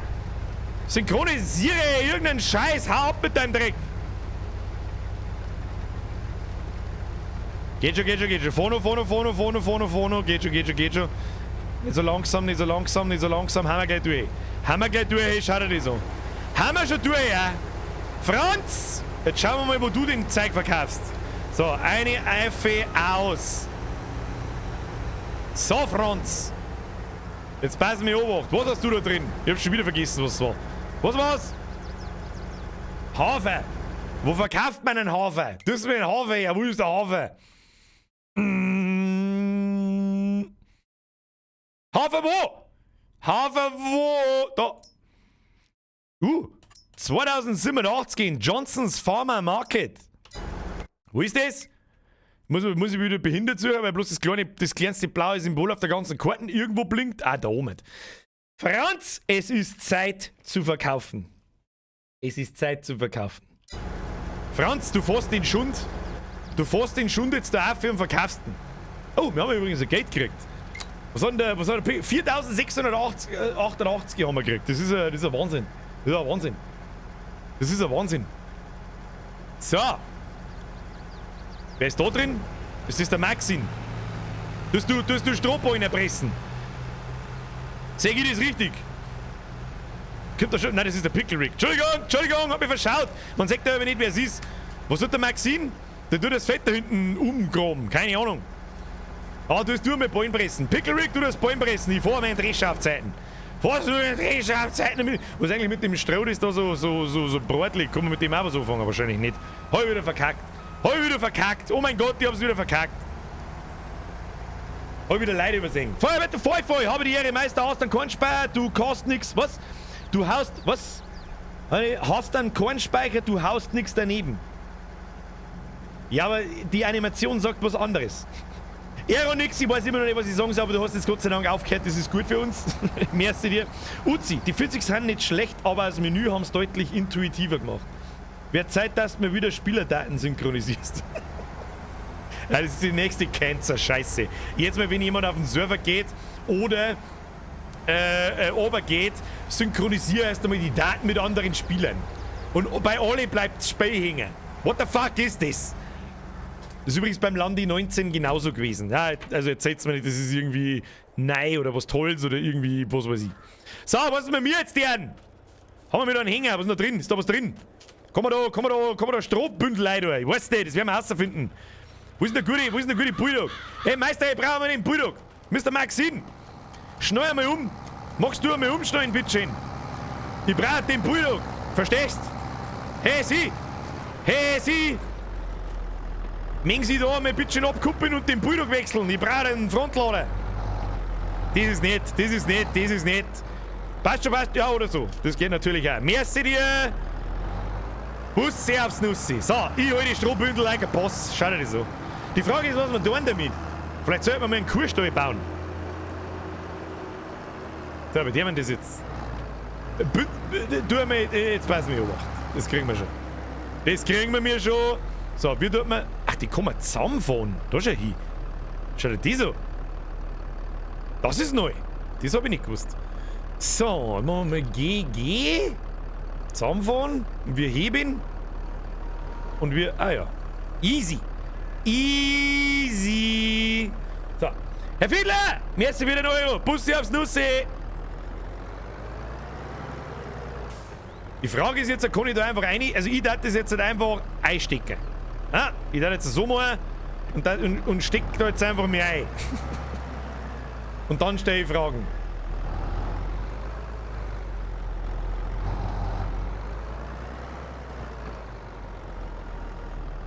Mr. Kurzki, ich weiß nicht so recht, was du da die ganze Zeit tust, aber du trollst. Und wie ein weiser Drachenlord bereits zu sagen pflegte, wer trollt, fliegt. Entweder du schleichst dich oder... So, aber der wir das jetzt hin? Ich weiß nicht. Schon probieren wir es mal, ob wir es in den Hänger einbringen. Hier, da habe ich da eingestellt wie ein Pro-Gamer. Wenn ich da nicht... Ah ja, jetzt kann ich das natürlich auseinanderziehen. Was passiert dann? Nix. Alles klar. Einfach erst... runtergefallen. Runtergefallen, das ist natürlich nix. Da sitzt wieder daheim der Zentralrat, der Zentralbauern und sagt, Birger, du verdammter Noob. Zu Recht sitzt er daheim.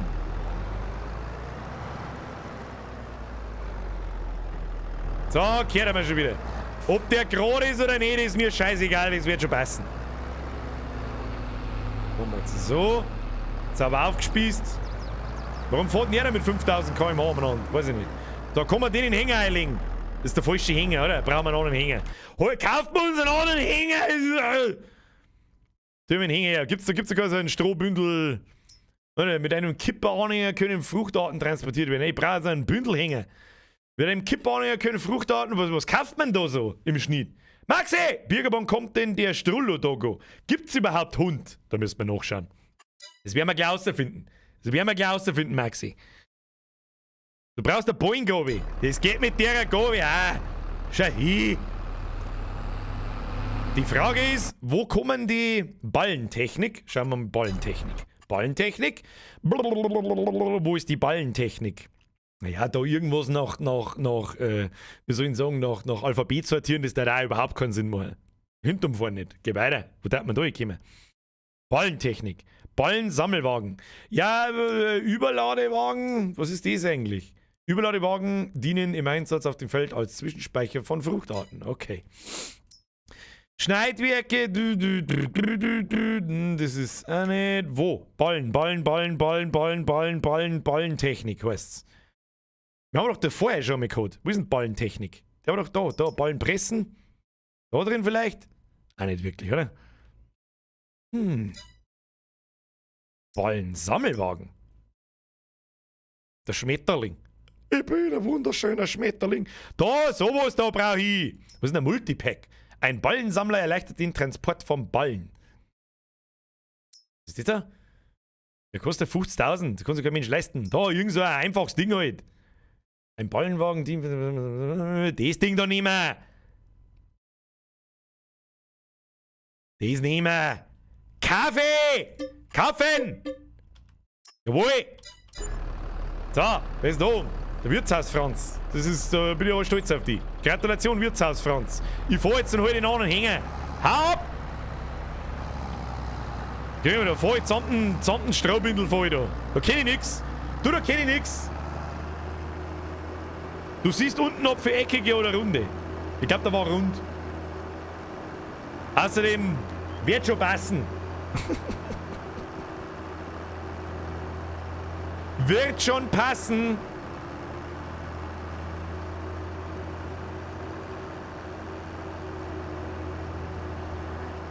Was ist mir auch mit da könnten wir anständige Bulldog kaufen. Franz Pickelrick und wen haben wir noch? Franz Pickelrick und Maxine, bringt mir die 3 E-Bulldog her, kauft mir mal gescheite. Kauft mir mal 3 gescheite. Da die vorschlagen. Schauen wir mal, dann sehen wir es schon. Was ist denn da? Da ist alles voll. Schau hin, da ist alles voll. Das ganze Drum ist voll, das klaue ich jetzt dann. Ich fahre mit meinen Hängern. Was, den Waltra kannst lassen? Also ja, den, wo wir da jetzt haben, den lasst man. Das ist ja einigermaßen ein großer Bulldog, aber die kleinen Scheißdinger da. Wer ist denn das eigentlich? Wirtshaus Franz, nerv mich nicht.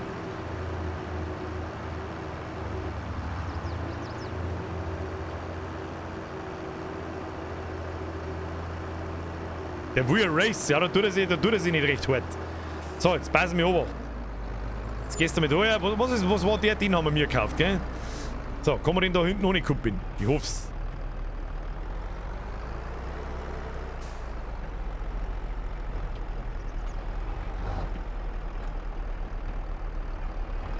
So, dann fahren wir heim. Heim fahren wir den.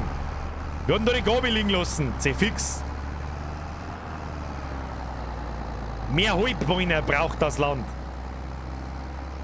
Ja, sauber mit Blinken. Easy. Was ist mit ihm da? Haupt! Oder der Hänger ist so lang. Du Pickelrick, du fährst auf der falschen Seite. Oh, scheiße, wir müssen ja deine Autos verkaufen. Ja, komm, zurück aus. Zurück aus. Hoppala, verkackt. Vorwärts fahren, du Spacko. Pickerick, Maxine, Franz, wir kaufen jetzt gescheite Bulldog. So schaut's aus. Motherfucker!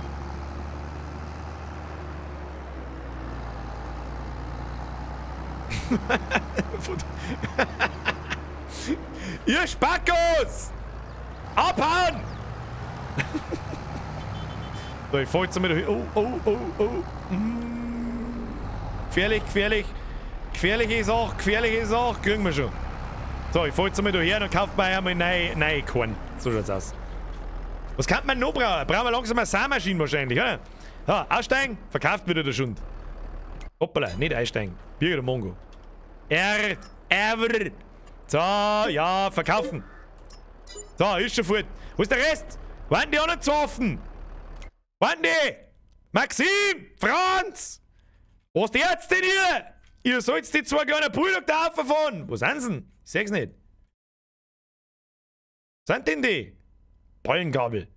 Palettengabel. Kennen schon wieder irgendein Zeug. Was sind denn die? Auf dem Weg. Franz, der Franz ist auf dem Weg, schreibt er. Der Franz ist auf dem Weg.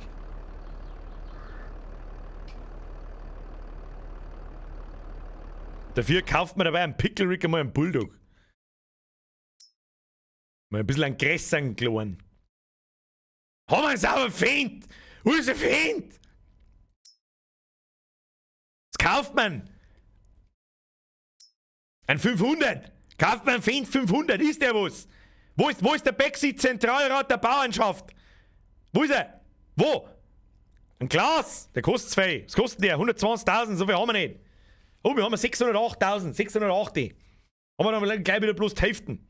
Haben wir dann gleich wieder bloß die Hälften. Ein 500er Feind. Das ist auch ein 500er Feind kauft man. Den kriegt er. Du hast ja mehr. Was haben wir noch? Reifenvariante. Radgewichte, Breitreifen und Gewichte, Breitreifen 2 und Gewichte, Pflegebereifung. Nix, Zwillingsbereifung hinten. Alter, da geht's ganz anders. Alter, gib doch mal hier Postros scheißen beieinander wie, was weiß ich. Zwillingsbereifung, nein, du Standard, das passt schon. Frontladeranbau, ja sicherlich. Dann nehmen wir den Quicke, das merken wir uns, weil offensichtlich passt dann auch bloß das Quicke-Stickel vorne auf. Motorausführung nehmen wir auch, Kennzeichen nehmen wir natürlich, was nehmen wir da? Typ 2. Dann nehmen wir 555 Nase. Was war denn das jetzt wieder? Was ist denn das für Caster? Das ist ja das geilste Menü jemals. Was soll denn das? Nein. Dann leg mir am Arsch mit deinem Kennzeichen. Kaufen. So, wo ist er?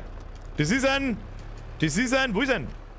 Wo ist denn der? Oh, Franz, dein kleiner Teufel, den verkauft man. Jawohl. Verkaufen, du kriegst ebenfalls einen Feind 500. Verkaufen gleich nur einen Feind 500. Oder schauen wir, was im Angebot ist. Was ist da los? Die sind fett, schau hin. Aber die kosten alle 200.000. Brauchen wir irgendwas unter 100.000. Unter 100.000. Gibt's da sonst nichts. Das ist wieder so ein kleines Znieval, alles Znieval. Ach, das sind die die Gebrauchdinger sind tatsächlich gebrauchte Sachen. Das ist interessant. Das ist interessant. Okay. Bulldog, Feind 500. Was haben wir da? Feind 500, wo ist er? Da ist er. Jawohl, ganz normale Standard-Edition, jawohl. Für den Franz. So, warten noch, ihr kriegt noch einen Frontlader von auf. Ihr kriegt alle noch einen Frontlader von auf. So, Maxine, du verkauft mir deinen Teufel, verkauft mir auch. Jawohl, ist schon fort, machen wir wieder 500.000. Jawohl. Jetzt pass auf, kriegst du einen Feind 500, alle kriegen einen Feind 500. Alle kriegen einen, ich mag auch einen Feind 500. Ich mag auch einen. So, einen neuen Feind, sag ich. So, da die haben wir jetzt einmal schnell. Hab ich den jetzt nicht gekauft? Jo. Maxim, dein Feind steht vorne. Eine mit dir. Wir können das abladen. Wirf mal das ab jetzt da. Wirf mal das ab jetzt da. So. Dann fahren wir ein Stück zurück aus. So, dann koppelt man mich ab. Den verkauft man auch. Ich mag auch einen Feind für 500. Hey, was tust du da? Lass mich! Verkauft man, wie er da steht. Den verkauft man. Weg mit dem Schund. Da, alles verkauft man. Verkaufen. Ah, Palettengabe und ein Quickie. Den können wir behalten. Da, steckt da mal etwa den Quickie da. Da kann man den konfigurieren, kann man den umlackieren. Tu mich umlackieren. Reparieren, konfigurieren, neu lackieren. Ja. Ich meine umlackieren. Konfigurieren. Ah, da. Hauptfarbe, machen wir Feind grün. Und schwarz um. Zauberhaft, Alter. Ah, kaufen für 50er, können wir uns leisten. So. Wie schaust jetzt du da aus? Das hätte man vielleicht vorher abladen sollen, ne? Kann man das irgendwie nehmen oder so? Fahren wir das Ding auf die Seiten. Dabei hol ich mir mein Feind. Wo ist mein Feind? Habe ich mir überhaupt schon einen Feind gekauft? Ich habe mir noch gar keinen gekauft. Her mit meinem Feind. Feind 500. 500er Feind. Pumpedüse, der zückt von unten aus, Alter. Jetzt zum Schund. Ja, da ist der Feind 500. Feind 5000. Wahrscheinlich habe ich jetzt wieder eins Fake gekauft, oder? Nein. Motor starten. Verdammt, ich habe einen Frontlader-Anhänger vergessen. Dreck! Manninger! Wo? Bulldog Royal! Ja, das wird dann demnächst schon eingeleitet. Ich tue gerade unsere Mannschaft ausrüsten. Tu dir nicht runter. So, jetzt passt es mir runter. Was ist jetzt mit der Ding da? Kriegen wir die Gabe, ansonsten verkauft man es. Ah, die gute Physik schon wieder. Er hat keinen Aufbau, das hab ich gerade gemeint. Frontlader für alle! Dann kriegen wir einen neuen, ich kaufe euch alle einen neuen. Fotze, wir hatten jetzt da einen Anhänger, also eine Aufhängung vorne dran und wir nicht. Da ist nichts dran, da ist nichts dran. Es schaut alles gleich aus. Es schaut alles gleich aus. Fahr da mal etwas ein, ich fahr jetzt mal meinen Find hier und schau, ob man das noch nachkonfigurieren kann. Alle da her, ich kaufe ja drum. Ich kaufe ja drum. Find konfigurieren. Frontladeraufbau, Quickie. Yep. Dann. Konfigurieren. Frontladeraufbau, Quickie. Ja. So geht das. So geht das. Konfigurieren. Da ist der Quickie dran. So, fahren wir alle davon. Die einen haben. Wir müssten eigentlich jetzt alle einen haben.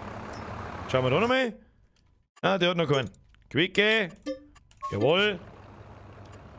Der unten nicht. Der hat einen.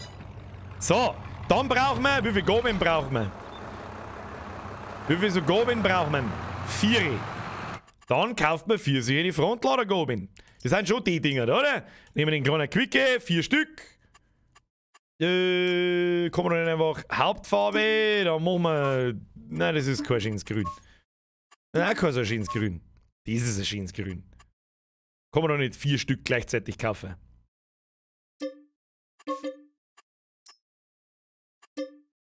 Zwei. 3. 4.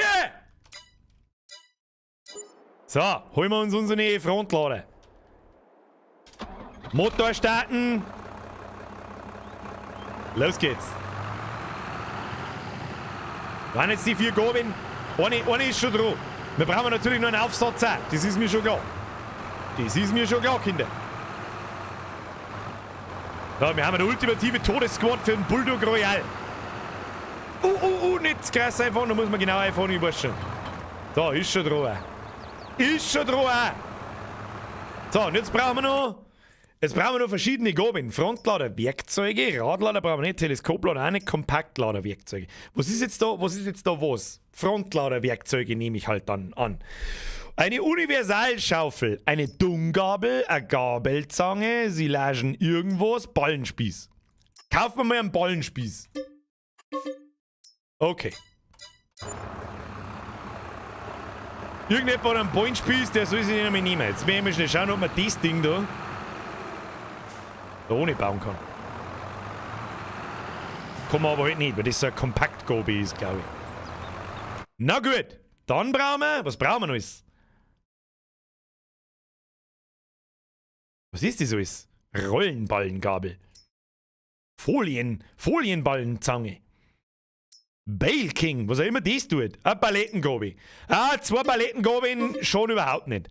Palettengabel, 2 Mal. 2 Mal Palettengabel, bitte.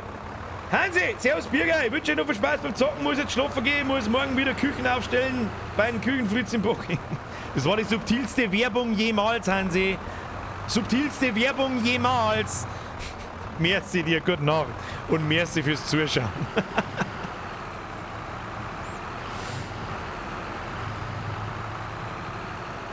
So, wer ist das da? Der Maxine oder der Pickle Rick? Ich weiß nicht, was möchtest du haben? Pickle Rick. Pickle Rick! Aber es geht nicht. Ich habe eine, aber es geht nicht. Er hat keinen Frontladeranbau. Was? Ja, das geht schon.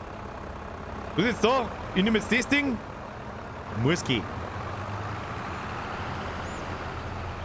Was tust denn du? Du hast mein Gabi zerstört, du Penner! Da fahr doch einfach über die Gabi drüber. Kannst sofort ausgezogen und eingehauen. Über den Schell. Wenn wir das gerade machen.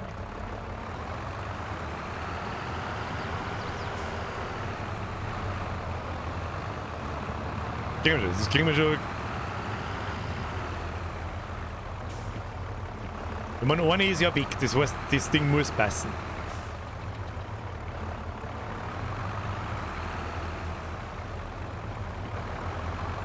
Ja, natürlich geht die. So. Oh, help me, Step Burger, I'm stuck. So, was macht der Pickle Rick?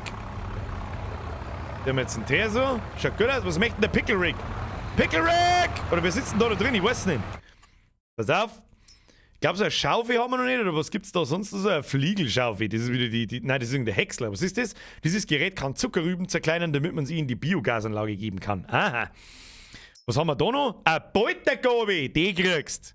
Kriegst eine Poltergabe, die ist brutal. Mit der wir jetzt nämlich nur einen Baum umhauen. Oder müssen wir das beim nächsten Mal machen? Wie schaut's aus? Bulldog Royal oder Baum umhauen? Was sagt ihr? Da können wir allgemein ja mal so einen Motor so kaufen. Ich glaube, die hat dann das ganze Team, wenn mich nicht alles täuscht. Boing, bla bla bla bla. Wo ist denn das Zeug? Bulldog Royal, Alter! Bam! Bam, bam, Bulldog Royal! Bam umhauen, Alter! Ja, wenn ich Motor sage, jemals finde, dann schon. Da kann man ja mal. Da ist ausnahmsweise mal was nach Alphabet sortiert. So, sau nicht still! Die kauft man uns! Mausrad drehen oder 1 und 2 auf der Tastatur. Ja, das weiß ich schon. So, da haben wir sauber nicht still! Renn, Motherfucker, die habt ihr jetzt übrigens auch alle. So, jetzt fahren wir wieder heim zu. Oder, warte mal, wir müssen einen Ballen noch mitnehmen, den Ballen in den Ding einladen und dann fahren wir einen Hänger einmal heim zu. Und dann wird's langsam zum Bulldog Royal, das sagt ich. Können wir da einen Baum einladen? Das werden wir rausfinden. Das werden wir noch schnell rausfinden. Herr Hummelberger, merci dir. Gute Nacht, ich muss morgen um 5 Uhr aufstehen und muss ein paar Häuser aufstehen. Sauber einmauern, oder was? Merci dir, gute Nacht, Pauli. Merci fürs Zuschauen. Oh, jetzt pass auf, da stieg ich mit Zeit. Hebe den. Oh, da hab ich zu wenig hineingestochen. Moment. Jetzt pass ich mal. Wer immer da neben mir im Bulldog drin sitzt, der kann da mal den Hänger packen. Der kann da mal den Hänger ankuppeln dann. Kannst du schon einmal hinstellen zumindest. So, was wärst jetzt du da eigentlich neben mir tun? Was zur Hölle tust denn du da neben mir? Der geht ja so da nicht rein. Ich fahr auf Zeiten. Wer immer da neben mir ist, ich fahr auf Zeiten.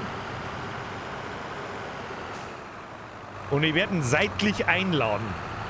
Wenn wir einen ganzen Heuballen geschafft heute Abend. Was tust denn du? Da kommt ein Flieger, Alter! Ist das jetzt schon wieder der Kurzk? Ich schwör's dir, das nächste Mal fliegst vom Server. Bist jetzt freiwillig gegangen. Kurzk hat den Server verlassen. Na Gott sei Dank dann. So, jetzt steht da. Kann mir irgendjemand von denen Spackos das Ding da wegfahren? Das war toll. Dankeschön. Oh, Physics! The Physics! Nice! Das war der Atomschwader, glaube ich. Oh, der Leire und der Stefan kommen auf den Server. Achtung! Hänger da lassen. Ich schaue, dass ich den da hinten einlagert. Moment. Ja.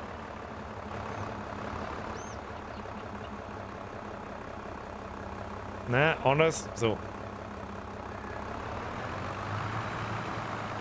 Easy Game, Alter. Easy Game. So, fahren wir mal heim zu. Dann schauen wir, ob wir mal so einen Baum umschneiden können. Und dann ist Bulldog Royal. Macht euch schon einmal fertig zum Bulldog Royal. Wer nicht weiß, was tust denn du jetzt da eigentlich? Möchtest du mich schon wieder trollen oder was ist der Plan? Leute! Abhauen mit einem 1,5 PS Bulldog. Jetzt nehmen wir mal einen Baum umholzen. Und schauen wir, ob wir den. Und dann schauen wir, ob wir den in den Hänger einkriegen. Wer immer den Hänger da hat, du fährst mal mit mir mit. Du fährst mal straight mit mir mit. Und Gas. Und Gas. Schauen so. Fängt 500 gegen, Alter. Oh! Nee, ich wollte da nicht ein... Was tut er denn? Ich wollte da nicht einlenken. Entschuldigung, mein Fehler. Oh, Entschuldigung, mein Fehler. Fahrphysik goes...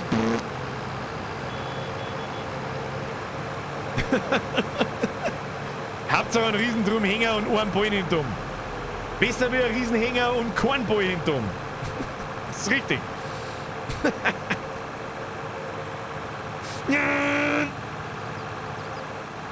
Mei, diese Leckerei nervt da. Aber es ist nicht so tragisch, es geht schon. Es geht schon. Die Frage ist, was täten die anderen zwei eigentlich? Denn die halben noch Ballen pressen? Ich weiß es nicht. Wer ist denn überhaupt noch bei uns? Wer ist denn überhaupt noch bei uns? Ah ne, alle da. Da werden Ballen presst. Saubere Ballen zusammenpressen. Die können wir aufladen. Und wir schneiden den Baum. Genau den Baum da schneiden wir um. Das sagt der ich, wie es ist. Sag ich dir, wie es ist.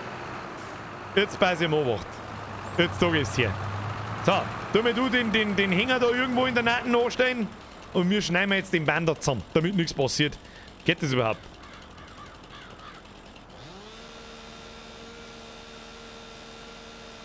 Wieso geht das nicht?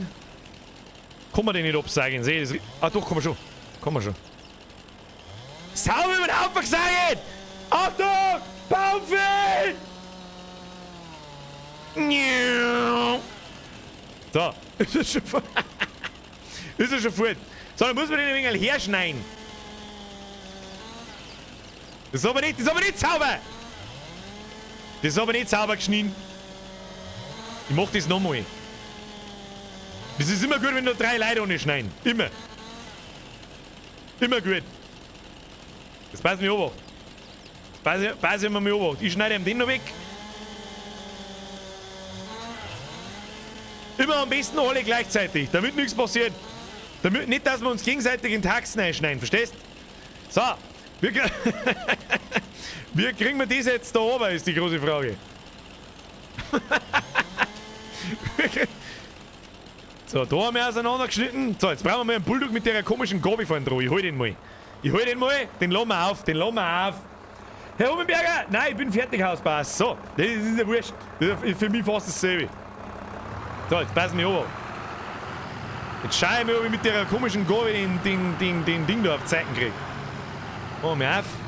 So, warte mal. Wie macht man die Gabel auf? Mach die Gabel auf! Mach die Gabel auf! Ah, rechte Maustaste, links, rechts. Jetzt pass ich mal auf. Wenn das hinhaut, heiß ich Hans Würstchen. Jetzt pass auf. Jetzt pass ich mal auf. Das wird gut jetzt. Jetzt ganz oben. So. Jawohl. So, leicht. Ja. Moment.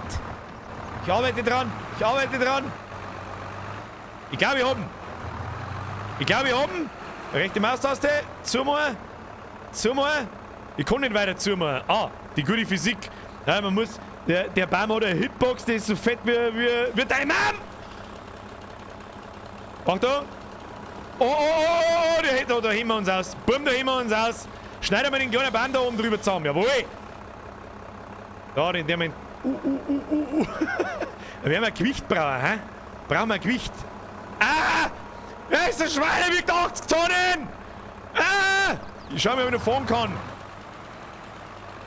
Ich kann nicht fahren. Jo, ich kann auf die Vorderradl heimfahren. Den müssten wir schon noch einkriegen. Leider, jetzt setzt sich einmal nicht an, den kriegen wir schon noch rein. Machen wir auf. Auf mal. Schneller auf mal. Haben wir jetzt zusammengesagt. Tust du da Scheiberl überschneiden, solange bis ich ihn hin kann, oder wie? Jetzt pass auf. Nein, ich muss noch mal hinfahren. Entschuldigung, das habe ich nicht gesehen, dass du ihn so auseinandergeschnitten hast. Nochmal, geradeaus hinfahren. Ja. Jetzt machen wir zu. Und jetzt heben wir den Tee. Brudi! Absolutes Pro-Gaming! Das sagt der ich. So schaut's nämlich aus. So, und jetzt aufwerfen hängen mit dem Schund.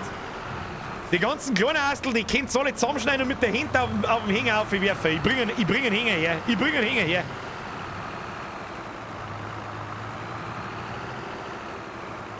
Nein, nicht umfallen! Nicht umfallen! Jetzt pass ich mal wacht. So. Den legen wir jetzt ganz vorne ein. Jetzt pass auf. Mir hätte das gerne mal in echt, Alter. Das war sicher witzig. Für 2 Sekunden. So, ab. Na, ein bisschen in Tee, ein bisschen in Tee.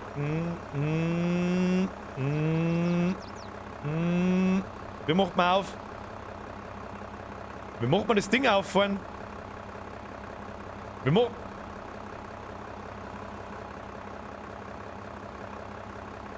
Wieso kann ich ihn jetzt nicht aufmachen? Was ist denn jetzt wieder? Was waren die?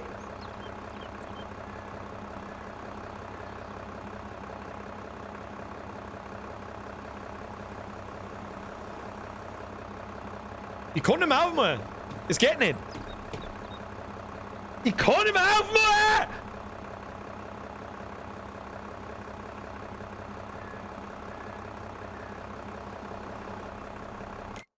Da. Nur mal aussteigen. Nur mal einsteigen. Damn you physics! It's broken! Die Zange ist hin. Die ist nicht hin. Wo sagt man das? Ich kann nicht mehr aufmachen. Oh, mein Vieri. Ich kann nicht mehr aufmachen. Ja, genau. Heb mich raus. Heb mich raus. Heb mich raus. Kuppel als Gabel ab. Probieren wir's. Ah! Nicht umschmeißen. Warte mal.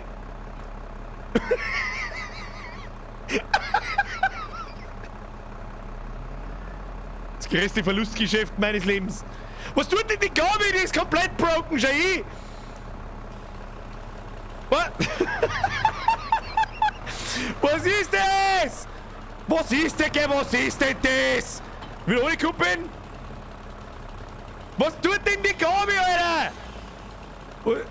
Kannst du den Baumstamm da... Was tut denn die? Die ist komplett... einen kompletten spastischen Anfall, Jai. Ich kann's nicht mehr aufmachen. Speck kaputt. Speck kaputt. Was ist denn jetzt? Zeig keinen Ton mehr. Was ist jetzt? Jetzt hab ich... Was ist das? Hallo? Da haben wir jetzt das Spiel endgültig kaputt gemacht, ja? Der gute neue Landi 222. Hat jetzt die Baumgabel einen Server kaputt gemacht. Ja, ich höre nichts mehr, ich kann nichts mehr da, ich kann nichts. Tja.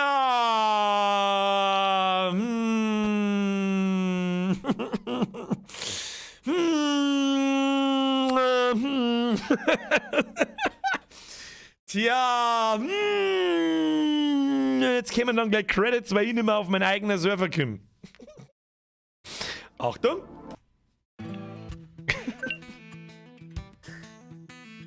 Lass mich raten. Oh. Tja, das Problem ist jetzt aber halt, dass ich nicht mehr aufgehe, weil er voll ist. Und ich kann auch nicht... Wir müssen aber noch ein Ding machen. Wir müssen noch ein Bulldog Royal machen. Das hilft nicht. Das hilft nicht, Leute. Tja, dann werde ich jetzt einmal schnell stoppen. Und wieder starten. Dann fürchte ich, jetzt die Leute vom Server überhauen. Müssen wir aussitzen.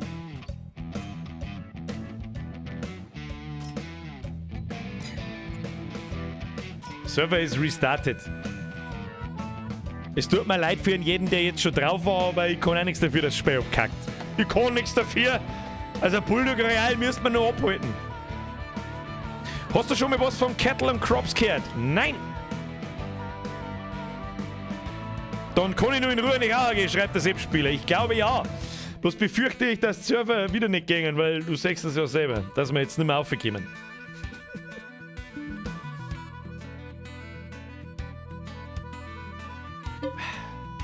Super! Nice!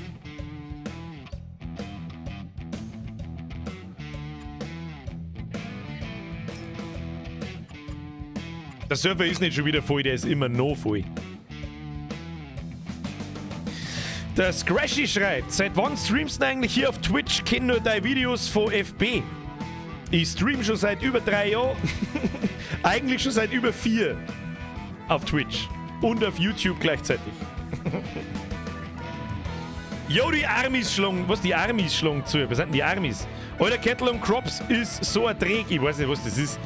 Kommt noch mal der Rossbob, Mr. Oilenmax. Ja. Herr Karl, servus Bürger, was geht? Ich hoffe, ich hab nichts verpasst. Hab bis jetzt hackeln müssen. Ich weiß nicht so, ich hab die übersehen, es tut mir leid. Merci für deinen Fünfer. Du, ich weiß nicht so recht, ob du was versandt hast. Nicht viel. Glaube ich. So, wahrscheinlich muss ich das Passwort ändern. Dass ich aufkomme. Da ist was. Kann gehen, schauen wir mal. Na, es kommt ja keine. Na, aber wir brauchen doch heute einen Bulldog Royal. Ja, es ist so broken. Es ist so broken. Oh yeah. Connected!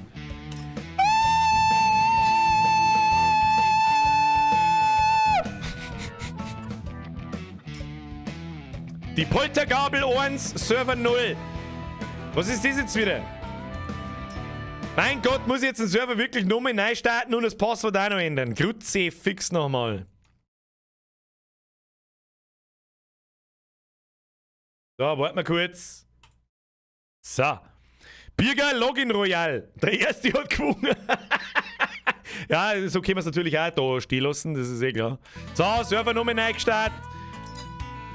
Währenddessen können wir da mal vielleicht ins Menü gehen und Audio ein bisschen weniger machen, weil die Musiklautstärke ist ein bisschen viel. So, jetzt ist gut. Währenddessen gehen wir ein bisschen in den Chat reinschauen. Wen habe ich jetzt alles übersehen da? Weiß ich nicht. Kommt nochmal Vanguard. Jawohl, am Mittwoch um 20 Uhr gibt's das Vanguard-Finale. Da ich glaube, dass wir nicht mehr 2 Stunden brauchen. Was, wir hören jetzt gar keine Mucke mehr? Das glaube ich nicht. Hört ihr noch was? Hört ihr noch Musik im Hintergrund ganz leise? Also ich höre es schon. Und ich sehe da auch was ausschlagen. Freilich hören wir was. Hol mir schon dingt. Ich glaube, dass wir für Vanguard am Mittwoch nicht 2 Stunden brauchen werden. Dann machen wir da noch ein bisschen Blätschmerz und vielleicht kann ich euch den neuen Jahreszusammenfassungsmerch schon zeigen, den wir vor 2 Wochen angefangen haben zum Zeichnen. Das Motiv ist fertig. Das könnt ihr euch eigentlich jetzt schon zeigen, aber es gibt es halt noch nicht im Shop, weil ich das Ding selber noch nicht habe, noch nicht in Form von einem T-Shirt, Pulli, Kissen und so weiter. Qualitätskontrolle quasi. Kann sein, dass sich noch ein bisschen was am Motiv ändert, aber nicht viel, da geht es um ein paar Kleinigkeiten. Das kann ich euch eigentlich jetzt nach dem Stream auch schon nicht sagen, wenn ihr wollt. Es gibt es halt noch nicht zum Kaufen, ja. Es gibt es frühestens ab Mittwoch oder spätestens ab Sonntag. Weiß ich noch nicht. Was ist eigentlich mit Massimo und Bogfotzen, Bazi? Das ist zu viel Aufwand für das schlechte Ergebnis, das am Schluss rauskommt. So, wie schaut's jetzt aus da? Multiplayer, kann ich jetzt da mal mitspielen? Zeig dir den Entwurf bitte. Ich hab keinen Entwurf, ich hab das finale Produkt da. So. Schauen wir mal, ob ich raufkomme. Natürlich nicht. Das probieren wir jetzt noch 2, 3 Mal. Wenn ich raufkomme, tipptopp. Wenn nicht, dann gibt's halt heute kein Bulldog Royal. Dann tut's mir. Ja, es ist so behindert, das nervt mich so stark. Es ist so behindert. Der Johannes Rothmüller schreibt: Servus Bürger, was hältst du vom 22er? Ich weiß nicht, lass einmal eine Stunde zurücklaufen, dann hörst du ziemlich genau, was ich vom 22er halte. Währenddessen können wir noch ein bisschen schmerzen. Es resettet schon immer, aber wenn ich connecten möchte, dann tut er da kurz und dann ist es halt vorbei. Das heute vom neuen 22er. Die sollen mir die Server-Scheiße auf 3 kriegen. Server 4, Bierger 0. Ich glaube, das klang heute nicht mehr, Mr. Biergeist. Vor 2 Stunden Server geht, Giants beste Firma ever. Ja, mei. Zeiten ändern sich, Sprengi. Zeiten ändern sich. Passwort sage ich euch, wie ich drauf bin. Ich mach keinen Sinn so. McLeod, merk schon, das Game ist genauso fertig released worden wie Battlefield 2042. Ja. Und hat genauso viele Änderungen seit der letzten Version von Battlefield 5 durchgemacht, wie von Landi 19. Ja, Server haben down. Das ist echt schade. Da versammelt Giants leider Gottes eine riesige Chance. Wie kann der Server schon wieder voll sein? Das gibt's ja nicht. Das ist ja immer noch der alte Status. Da kann kein Mensch mehr drauf sein. Ich meine, ich sehe es ja da in meiner Übersicht. Da ist kein Mensch mehr auf dem Server. Kein Mensch ist auf dem Server. In meiner Übersicht. Ja, ist mein Server. Da sehe ich das natürlich. Was passiert eigentlich, wenn ich da auf Details klicke? Nix. Ja, Freunde der Sonne, es tut mir unfassbar leid. Also wir haben ja wenigstens der Server vor Anfang an einigermaßen gegangen. Das bedeutet nämlich das rote X, dass er voll ist. Er ist aber heute nicht voll, das ist ja das Lustige. Aktualisieren wir nochmal. Nein, da ist kein Mensch oben. Wieder nein, ihr wisst das neue Passwort nicht.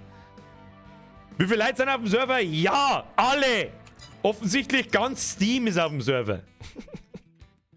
Ohne Bulldog Royale kann ich nicht schlafen. Fabio, da geht's mir ähnlich. Oh, jetzt haben wir aktualisiert, jetzt ist keiner mehr um. Schauen wir mal.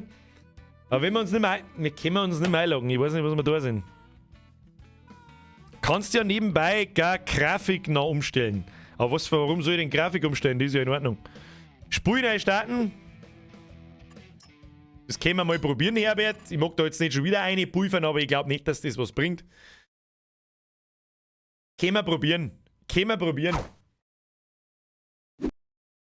Probieren wir. Währenddessen schalte ich da mal um, damit ihr die ganze Zeit Blackscreen habt. Ne? So. Oh mein, Bürger, bist der Beste, schreibt der Quirin. Ich weiß nicht warum, heute habe ich nicht verzrissen. Ist der LS20 jetzt eigentlich auch VR-fähig? Also gut, das sind immer die wichtigen Fragen. Oberpfälzer-Board. Kann man das in VR spielen? Weiß ich nicht. Da wird man schlecht, wenn ich mit dem Bulldog anfange, so wie ich anfange. So, starten wir mal das Spiel rein. Ich hätte eigentlich schon lange auf Starten drücken können und nicht einfach umeinander labern. Ja, das war meine Erneuerung. Ja, ein Landi in VR, aber nein, wir machen einfach dieselbe Grafik, dasselbe Menü, dieselben schlechten Multiplayer-Einstellungen. Machen wir 5% mehr Grafik, 3 neue Fahrzeuge und schreiben wir 22 drauf und sagen wir haben 4 Jahre gebraucht. Ja, wie Sie sehen, sehen Sie nichts. Warum sehen Sie nichts? Verstehe die Frage nicht. So. Ja, ich sehe meinen Server nicht. Nochmal. Der Jonas möchte ein Kind von mir. Ja, aber ich mag kein Kind. So, Start. Oh! Schaut nach Bulldog Royale aus, Kinder! Schaut nach Bulldog Royale aus! Der LS ist nicht wirklich gut durchdacht. Herr Mr. Wird nix, das ist genau das, was ich vorher anmerken wollte. Ja, natürlich reagiere ich ein wenig über mit meinem Gefluche und so weiter, aber das Spiel hat so viel Potenzial und rausholen davon, deren es keine 10%. Die verkaufen euch die Produktionen als nice Feature und ihr oder ein Großteil glaubt wirklich, das ist was Tolles. Das ist dieselbe Spielmechanik, die im 19er schon drin war, bloß nochmal. Also keine Ahnung. Naja, gut. So, das Passwort ist Dresch2. Groß geschrieben. Wo sind wir stehen geblieben? Da sind wir stehen geblieben. Oh. Da haben wir aber, was ist denn da gewesen? Schau dir das an. Philipp! Welcome to the squad. Merci für die Mitgliedschaft. Bussi aufs Nussi. Ah! Das ist ja immer noch... Da ist ja der komplette Server stehen geblieben, Alter. Was ist denn da kaputt? Ja, ich fahr jetzt das einfach, ich tue jetzt einfach mal und schau, was passiert. Ah, hat nicht hingehauen. Hat nicht hingehauen, jetzt kommen die Leute. Der Franz ist wieder da, der Pickle Rick ist da, der Anwender ist da, der Blärme ist da, der Dennis ist da. Geht schon. Ja, jetzt darf aber nicht mehr beim Häckseln, jetzt gibt's ein Bulldog Royale. So schaut's aus. Leute, eine Bulldog! Wir treffen mal, jetzt lassen wir erstmal alle kommen. Ich trinke jetzt was und dann erkläre ich kurz, was Bulldog Royale ist. Und das mir vorher auch mit. Der Baum ist schwer. Das weiß ich schon. Synchronisiere Daten, das ist so dumm, Alter. Warum? Denselben Scheiß hat es im 19 auch schon gegeben. In keinem Multiplayer-Spiel der Welt ist es nötig, dass bei allen Spielern auf dem Server Space stehen bleibt. Was soll das? Mr. Eulenmax, merci für deine Mitgliedschaft. Bussi aufs Nussi. So, Leute, eine in einem Bulldog. Das ist einmal das Wichtigste. Und dann treffen wir uns. Synchronisiere Spieler, andere Spieler. Synchronisiere Daten mit anderen. Das ist so dumm, Alter. Das ist so dumm. Unglaublich. So, wir treffen uns auf Feld 57, Kinder. Feld 57. Und da stellen wir uns am Rand auf und dann erkläre ich mir kurz, was das Bulldog Royal ist. So schaut's aus. Gas geben. Oh, oh, oh, oh. Habt ihr auf Zeichen gefunden? Hup, hup. Der 22 gefällt dir, glaube ich, so wie du überredst. Es ist grundlegend ein gutes Spiel, versteht's mich nicht falsch, aber ich sehe keinen Unterschied zum 19er. Keinen gravierenden, wo ich sage, ja, wow, da stecken jetzt 3 Jahre Entwicklung drin. Wo fahren wir überhaupt hin? Links ist das Feld. Links ist das Feld! Ihr Zipfe an, aber ihr sollt nicht einfach blind mir noch fahren, sondern zum Feld 57. Leggy Max Waggy. So. Jetzt passt's auf. Da ist schon der erste. So, was ist mit dem Feld da? Ist es das richtige Feld? Ja, Feld 57, Kinder. Feld 57. Also, jetzt passt's auf. An alle. Was ist Bulldog Royal? Ihr setzt euch jetzt in einen Bulldog eurer Wahl mit maximal einem Frontlader und einer Gabel vorn drauf. Keine Gewichter, keine Doppelbereifung oder sonst irgendeinen Scheiß. Und wir treffen uns an Feld 57 jetzt. Ihr stellt euch bitte rundherum am Rand an einem Platz eurer Wahl auf. Und wenn ich dann von 3 runterzähle, bei 1 und bei Los, fahren alle los und schmeißen sie gegenseitig um. Der Letzte, der steht, hat's Bulldog Royal gewonnen. Wer aus dem Feld rausfährt, hat verloren. Ist raus. Wer einmal umfällt, bleibt liegen bitte und steigt aus dem Fahrzeug aus, damit ich sehe, wer raus ist. Nicht wieder aufstehen, nicht gegenseitig aufstehen, nicht am Boden umeinander wetzen, bis du von selber wieder aufstehst. Dann bist du einfach raus. It is what it is. So, die Regeln sind simpel. As fuck. Wo sind die ganzen Leute? Wo sind die ganzen Leute? Ich sag, ich möchte da 16 Bulldogs stehen sehen. 1, 2, 3, 4, 5, 6. Wo ist der Rest? Da unten fährt noch ein Bulldog umeinander, der mich offensichtlich nicht hört. Bulldog Royal. Wo sind denn alle? Da fährt noch ein Bulldog her. Jawohl. Herr Rottmüller, ich hab keine Lieblings-Bulldog-Marken. Um ehrlich zu sein, finde ich es ein bisschen fragwürdig, wenn man Lieblings-Bulldog-Marken hat. Ist gewungen eigentlich Dialekt oder Sprachfehler? Mr. Mash? Hast du keine Ahnung. Hast du gerade als Preis geoutet? Bitte, press F für Mr. Mash. Wer kommt denn da jetzt noch? Nico! Was? Pass 1, Birger? Oh ja, Pass 1. Licht da, Pass 1 drücken. Wo bin ich eigentlich? Wir müssen uns fein nicht in einer Reihe aufstellen, gell? Ihr könnt da irgendwo am Rand anfangen. Das wird jetzt das ultimative Todeschaos. Wer kommt denn da hinten? Der kleine Elektrobull. Ja, jetzt kämen's. Da schau hin, da schau hin. Alter, was ist... Er ist der Geilste. Wir kommen jetzt aussehen. Aber er ist der Geilste. Gib dir ihm. Was ist mit dir, Alter? Was ist mit dir?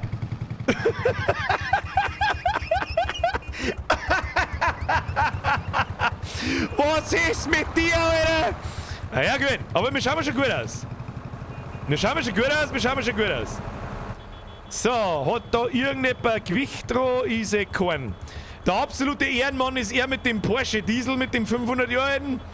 Dann haben wir 1, 2, 3, 4, 5, 6, 7, 8, 9, 10, 11. 11 Bulldog haben jetzt da. Oder? 2, 4, 6, 8, 10, 11. Ich weiß nicht, wer geht denn noch ab? Fangen wir an, oder was? Wie schaut's aus? Pass 1. Licht anschalten. Wer kommt denn noch? Kommt da noch irgendjemand? Der Anwender schreibt noch. Wart! Anwender, gib Gas! Anwender, wo bist denn du? Wo fährst denn du umeinander? Ich muss dir ja sehen, du warst da Orange. Wo bist denn? Synchronisiere Daten mit irgendwelchen Spacken. Grütze, fix. Wo ist denn der? Wo fährt denn der umeinander? Ich muss den doch da irgendwo sehen, oder? So, die Wetteinsätze können gemacht werden. Der Flugbison setzt 10 Euro auf den kleinen Roten. Wo ist der Anwender? Anwender, was tust du? Anwender ist da. Ja gut, dann darf ich sagen, fangen wir an. Ich tue jetzt erstmal mit Gabi oben, damit nicht... Hashtag Gabi oben. Damit nichts passiert. Hab ich wieder diese behinderte, scheiß komische Buggy-Gabi, gell? Wer hat denn da Gewicht? Wer hat da Gewicht stehen? Irgendjemand bescheißt da. Hab's genau gesehen. So, gut. Wie schauen wir aus? Wir machen das jetzt so, sobald ich zum Hupen aufhöre, fahren wir alle los. Ich zähl von 3 einfach oben, scheiß der Hund drauf. Meine sehr verehrten Damen und Herren, das zweite Bulldog Royal des Jahres im neuen Landwirtschaftssimulator findet heute statt. Wir haben uns hier eingefunden, um den besten der besten Bulldog-Fahrer, Backseat-Gamer des Tages zu küren. Wir starten in 3, 2, 1, los geht's! Jetzt muss ich warten, bis der erste fährt und ich fahr jetzt einfach und dann... Ich fahr jetzt erst mehr außen ins Eck. Na, du haust ab. Es ist schön, dass keiner sagt, wer ich bin. Das gefällt mir gut. Alter, ist der fett! Boah, leck! Alter, was hast du für einen Bulldog? Das ist mit Sicherheit der Anwender, der noch schnell bescheißen wollte. Hau los ab! Oh, Pickelrick ist raus! Ah! Nein, ich bin da raus! Du Penner! Ja, da ist er schon wieder nur mir nachgefahren, der Wichsgriffe Finger. Da hab ich natürlich verkackt. Das machen wir jetzt, wie kommt man den Baumodus? Baumodus! Wo ist der Baumodus? Schnell! Wo ist der Baumodus? Tastenkürzel, Baumodus, ich seh nix! Oh, und Dennis hat's auch umgehauen, oder was? Shift P! Ah, nice! So, wen haben wir da? Oh, da hat's wieder einer nägelt. Ist schon vorbei. Bitte aussteigen, wenn es euch hat. Wen haben wir da? Da rennt irgendjemand umeinander, das ist ein Vogel. Wer ist das? Das ist ein Vogel. Oh ja, ist auch schon weg. Schade. Ein Porsche hätte es vergund. Oh, da ist auch jemand weg. Hat auch schon ausgebreselt. So, jetzt schauen wir mal, was da los ist. So ist brav. Er ist brav rausgegangen. Jawohl. So, da ist ein ziemliches Gewusel. Wer hat denn da den fetten Schwarz, die 2 fetten schwarzen Bulldog? Die haben einen sicher massiven Vorteil. Schau dir mal das Monster an. Der schaut allein schon so gefährlich aus, weil er schwarz ist. So, was ist da unten los? Da tut er mal den Kleinen da irgendjemand weg. Was tut denn der da? Was ist mit dem? Der hat jetzt den Weg da. Oh, mittlere Maustasten kann man neigen. Das ist natürlich stark. Was ist mit dem Kleinen da? Der hat jetzt den Kleinen da einmal weg. Der schwarze Bulldog, der geht 60. Der ist mir zweimal sauber von der Seite eingedüst. Hab's genau gesehen. Was kommt denn da jetzt für ein Zeug daher? Sind das Bulldog, Leute? Ich hab gesagt Bulldog! Und nicht irgendwelche. Was ist denn das? Du kannst dich nicht umwerfen, das zählt nicht! Oh, da hat's wieder an der Bresel. Hab's genau gesehen. Leider Gottes sagt man da auch wieder keine Namen von den Spielern. Kann ich nicht sagen, wer. Oh, da hat er einen sauber verrannt. Ist schon vorbei. Oh, er hat einen Beidel. Oh, der andere hat ihn gesaved. Er wurde gesaved und ist schon vorbei. Absoluter Pro-Gamer-Move von dem einer Feind 500. Der war aus unserem Team. War's der Pickelrick? Ich weiß nicht. War's der Maxine? Ich weiß es nicht. Aber wir sehen meinen Haufen Leichen. Auf dem Feld von nimmer Feld. Ich sag nur 2 Feind 500 aus dem Team Vollbier-Squad gegen den Schwarzen. Der zeigt zusammen gegen den Schwarzen, das ist nur fair. Oh, da kippt er vielleicht leicht der Schwarze. Ja, ich weiß nicht. Nein, doch nicht. Nein, ich seh schon, das wird unter den 3 austragen. Ich sehe schon. Oder? Ich finde übrigens, gibt's für mir den Daumen nach oben an alle, die wirklich aussteigen, sich stark halten und nicht wieder irgendwie aufstehen und weiterfahren. Respekt, meine Damen und Herren. Press F for Respect im Chat. Nicht da hinter mir angurken. Ein ins Viech. Ist jetzt was? Kann halt ewig dauern da. Ja, da greift er an. Hat ihn aber nicht erwischt. Oh, der hat ihn wieder aufgestellt. Das zählt aber nicht. Der Rot ist raus. War versehen. Auch jetzt auch so. Das kann sich nur um Stunden handeln. Ich glaube, nehmen wir mal Feind 1, Feind 2 gegen den Schwarzen. Was ist der Schwarze? Ich weiß nicht, was der Schwarze ist. Keine Ahnung. Oh, der Schwarze liegt! Der Schwarze liegt! Ah, ist schon vorbei! Ist schon vorbei. Ja, okay. Jawohl! Sag ich Respekt, meine sehr verehrten Damen und Herren. Gleich ausgestiegen, sobald der Arme umkippt ist. Jetzt haben wir einen Fight zwischen die zwei Feind 500, die jetzt wahrscheinlich forever im fucking Kreisverkehr fahren. Hey, das ist ja langweilig. Nur im Kreis, was der's denn? Du musst da einmal stehen bleiben, bremsen aus, bremsen. Ja, sauber die Kurve. Ja. Das ist eigentlich der Pro-Game am Berg. Oh. Schöner Angriff. War schöner Angriff. Hätte funktionieren können. Muss nicht, aber hätte funktionieren können. Oh, wird's noch gefährlich. Oh, wir haben einen Sieger! Wir haben einen Sieger! Irgendjemand im Feind 500, ich bin gespannt, wer es ist. Sitzen bleiben. Wer ist das? Wo ist er? Da ist er, wer ist? Der Lex TV! Meine sehr verehrten Damen und Herren, wir versammeln uns um den Lex TV. Der heutige Gewinner des Bulldog Royals. Ein alter Bekannter, bereits aus dem Landi 19. GZ, ab in den Chat. Ihr müsst How to Zocken gesehen haben, dann wisst ihr, was GZ heißt. Habe ich das erklärt? Wenn nicht, das heißt Gratulation. GG, Easy Noob / Dance Motherfucker, ab in den Chat. Mr. Lex TV, ich gratuliere.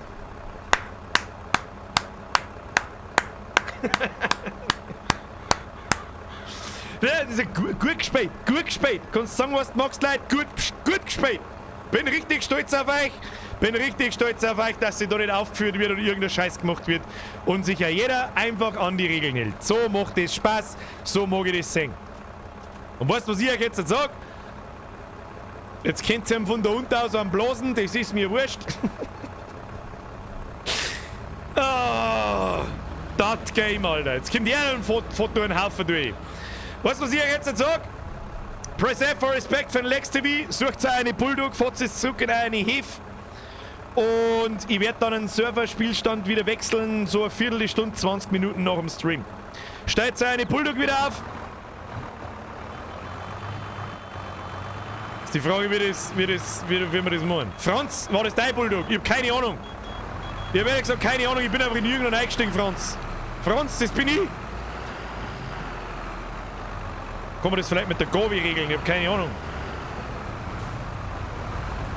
Stellt's Bulldog wieder auf! Stellt's die guten Bulldog wieder auf! Ich weiß nicht, was ich da sehe.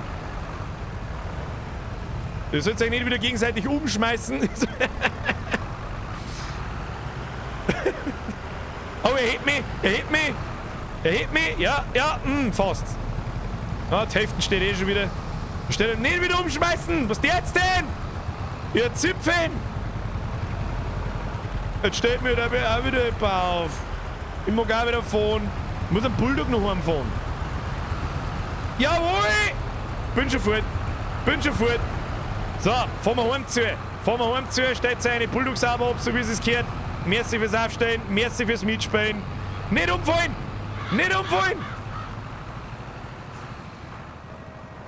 So, jetzt. Heim zu mit die Bulldog! Ah!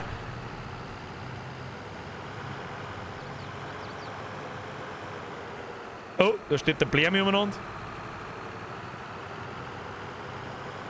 Wie tut man das wieder gerade machen? Tut man die Gabe wieder gerade machen? Ja, passt. So. Haben wir Querfeld ein, sauber durchs Feld durch, wunderschön.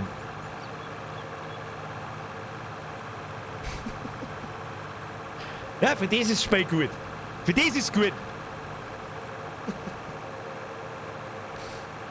Ja, dann stellen wir jetzt da her. Ich habe ungefähr vor einer Viertelstunde schon auf Bremsen gedrückt, aber sag's keinem.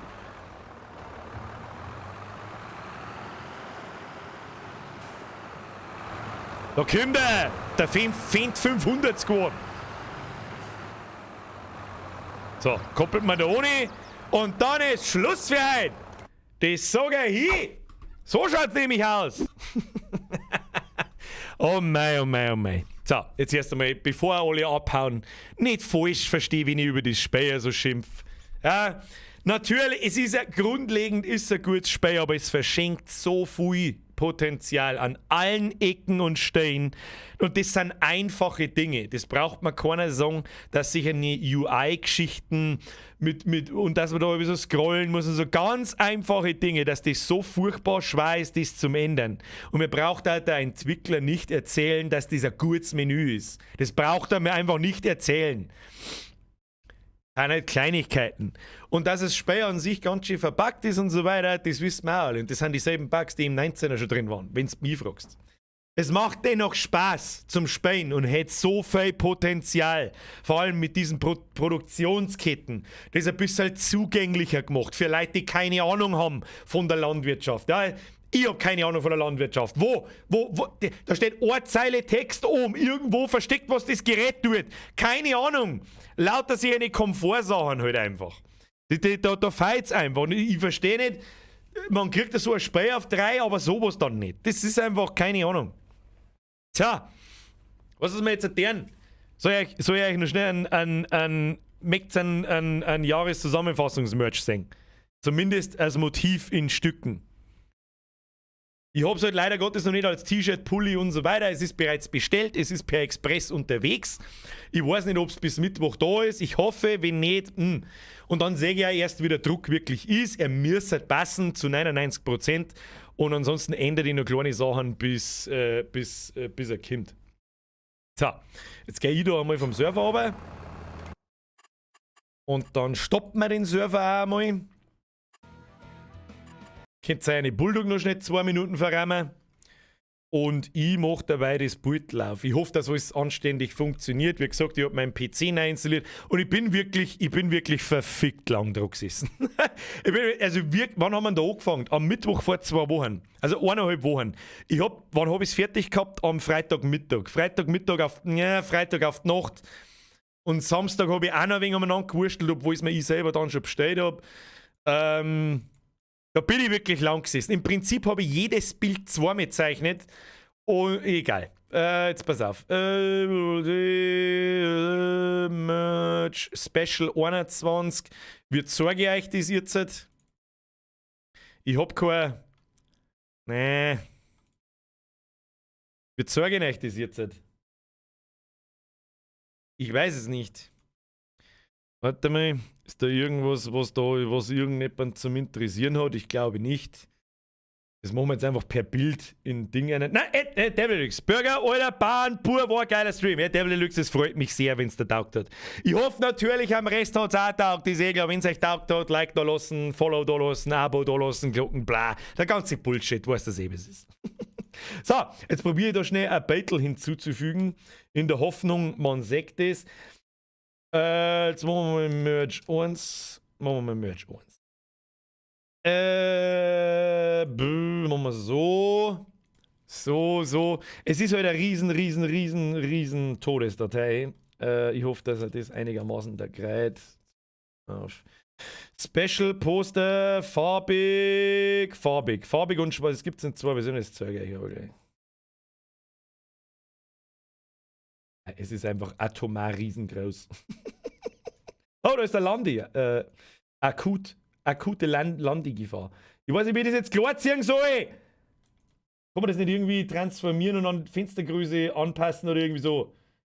An Bildschirmgröße anpassen. Ja! So, dann machen wir das aus.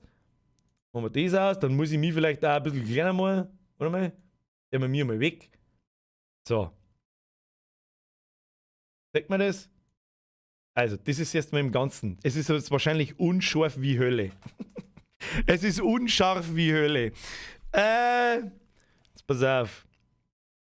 Ist klar, ich brauche mehr Details. Das glaube ich schon, dass mehrere Leute mehr Details brauchen, aber dann kann ich es gleich herschenken. Ihr habt zwar zugeschaut, wie wir den Kopf da herunterzeichnet haben. Alle anderen kleinen Battle habe auch eingezeichnet. Das ist anders als meinen anderen Merch oder einige andere Motive, die meisten anderen Motive, die zeichnet jemand für mich. Das ist der Chris, das ist der Zeichner vom Trachtman. Das ist ein Comic, ein bohrischer Comic. Aber das da habe alles eingezeichnet. Jetzt pass auf, wir machen das jetzt ein bisschen größer. Ein bisschen. Da ist alles drauf, was man so braucht. Also das da soll halt ich sein, da unten ist meine Signatur dran. Da ist gleich die Dimitrescu. Das ist der Baseballschläger vom Jimmy mit dem Bonk. Das ist das Knackifact, das ist das Fernsehkastel, das ist die Map, das ist die Hantel für unsere Sportwochen, das ist eine Annex-Kuppel bzw. Kolonie für unser Browser-Game. Das ist der Purpur, das sind Nippelklötze, das sind alle Mimikinis des Jahres, wo dabei steht Dreck und Boom! Dann haben wir dort Pinkelpause, dann haben wir da einen Helch of Spades, dann haben wir einen schottischen Zweihänder, wir haben das Geisterphone von At Dead of Night, wir haben kann ich da ein bisschen größer machen noch? Wir haben einen Tinnitus, wir haben das Medipack, das Damage macht, wir haben die leere Tube Weiß, wir haben einen Bob Lost, wir haben einen Space Marine, wir haben eine rote Rakete rechts ganz oben groß, wir haben das Traumtelefon, wir haben einen Österreicher Florians, wir haben einen Günther Norbert Behälter, wir haben einen Gickerl-Tepf, auf die ich sehr speziell hinweisen möchte, die sind nämlich super awesome. Dann haben wir natürlich einen pinken Panzer mit Erika 2 drauf, wir haben einen Waschbären als Geschenk, wir haben ein Rest in Peace Lee Gone mit so einem Grabstor und einem Messer. Wir haben 100.000 Abos erreicht im Januar, haben einen YouTube-Play-Button, einen silbernen bzw. einen roten, wenn ich ihn schon nicht in echt kriege, dann ja. Dann haben wir einen Menschenhauthut, dann haben wir einen Landi-Zuschauerrekord mit 3060 Personen und rechts oben eins, das habe ich seltsamerweise richtig gut hingekriegt, finde ich zumindest. Es ist eine auch wenn wir es noch einmal gespielt haben, es ist eine Anspielung auf Sea of Thieves. Und natürlich oben Logo mit 20.1.20. So. Jetzt ist die Frage, gefällt es euch? Also im Ganzen soll das natürlich diesmal nicht so Rechteck abgeben, sondern halt, ja, so ein Dreiecker, die Form halt einfach. Und das ist das Motiv fürs T-Shirt. Und wo ich mir da halt noch nicht so sicher bin, da im Hintergrund so Strahlen, sagt man das? Die da aus dem Schädel rauskommen, hinter den Beutel. Und das ist immer ein bisschen schwierig zum sagen, wie sich sowas mit Digitaldruck verhält. Deswegen stelle ich mir das Ding natürlich erst vorher her. Dann sehe ich, muss ich es vielleicht ein bisschen heller machen oder ein bisschen dunkler machen und dann geht's online. Lasse ich euch dann am Mittwoch wissen und ja. So, und da ich also ein bisschen eigentlich ein Fan davon bin, oder nicht so der Fan davon bin von dem Bunten, das muss dann auch jeder für sich entscheiden. Das hab ich letztes Jahr auch ein paar Mal gehört, so, es ist ein bisschen zu bunt, das 2019er war cooler. Hä? Stolzer Liebe, gibt's den Schädel als einzelnes Shirt? Nö, noch nicht. Das ist was, da unterhalten wir uns dann am Mittwoch drüber oder spätestens dann nächsten Montag, wenn es wirklich da ist, weil da zeige ich euch dann sowieso nochmal. Ob da vielleicht Motive dabei sind, die ihr euch als einzelne Motive wünscht. Ich sag so, die schönsten Motive sind so, also der Kopf unten ist gut geworden, der Schädel oben ist gut geworden, findet ich. Ja, ich lobe selten meine eigenen Kunstwerke, aber der Piratenschädel ist nicht schlecht geworden und der Kopf unten ist nicht schlecht. Ich finde da die rote Rakete nicht schlecht. Ich finde der Gickerl-Tepf nicht schlecht. Da können wir mal drüber reden, ob man da einzelne Beutel draus machen. Ja. Könnt ihr dann ihr entscheiden. Dann machen wir eine Abstimmung oder irgend sowas und aus 1, 2, 3 sicherne Motive können wir schon ein einzelnes machen dann. Sofern es rechtlich natürlich vereinbar ist, weil zum Beispiel ein Purpur aus Day of the Tentacle, den kann ich nicht auf ein T-Shirt draufdrucken. Das ist ja nicht, wie soll ich sagen, den habe ich ja nicht ich erfunden. Ich habe ihn zwar zeichnet, aber deswegen ist das, glaube ich, auch ein Problem mit, ja. Gickerl-Tipp-Sticker. Das ist eigentlich theoretisch eine generelle Idee, dass man aus jedem von denen Motiv einen Sticker macht. Aber da muss ich über 40 oder wie viel Beutel waren es? Ich bin mir nicht sicher, 30, 35, irgend sowas. Lauter einzelne Motive machen halt das milden Shop zu ohne Ende, das mag ich halt auch nicht. Jetzt zeige ich euch noch was. Ganz kurz, wenn wir schon da sind. Das ganze Ding, Special Poster. Wir haben ja da, also das war jetzt das T-Shirt-Motiv, das hat natürlich kein Ding und so schaut das Poster dann aus. Also da sieht man dann auch, wie ich es immer mache, auch in die früheren Poster ist es so ein Rand rundherum von ungefähr 1,5 cm. Da stehen manche Objekte stehen drüber. Das Motiv hat dann einen Schatten an die einzelnen Beutel und es sind bayerische Rauten, die im Nix verlaufen und die strahlen und so weiter und so fort. So schaut das Poster aus. Das T-Shirt hat natürlich den Rahmen nicht rundum ums Motiv, das war ein totaler Blödsinn. Und dann haben wir das Ganze aber auch noch in Schwarz-Weiß. Bam! Und weil ich ziemlicher Fan vom 2019er Merch bin Und da war das genauso weiß auf schwarzem T-Shirt oder auf einem dunklen Hintergrund. Das ist quasi der Dark Mode. Warum ist denn eigentlich der Greenscreen so broken? Ja. Ist das quasi so.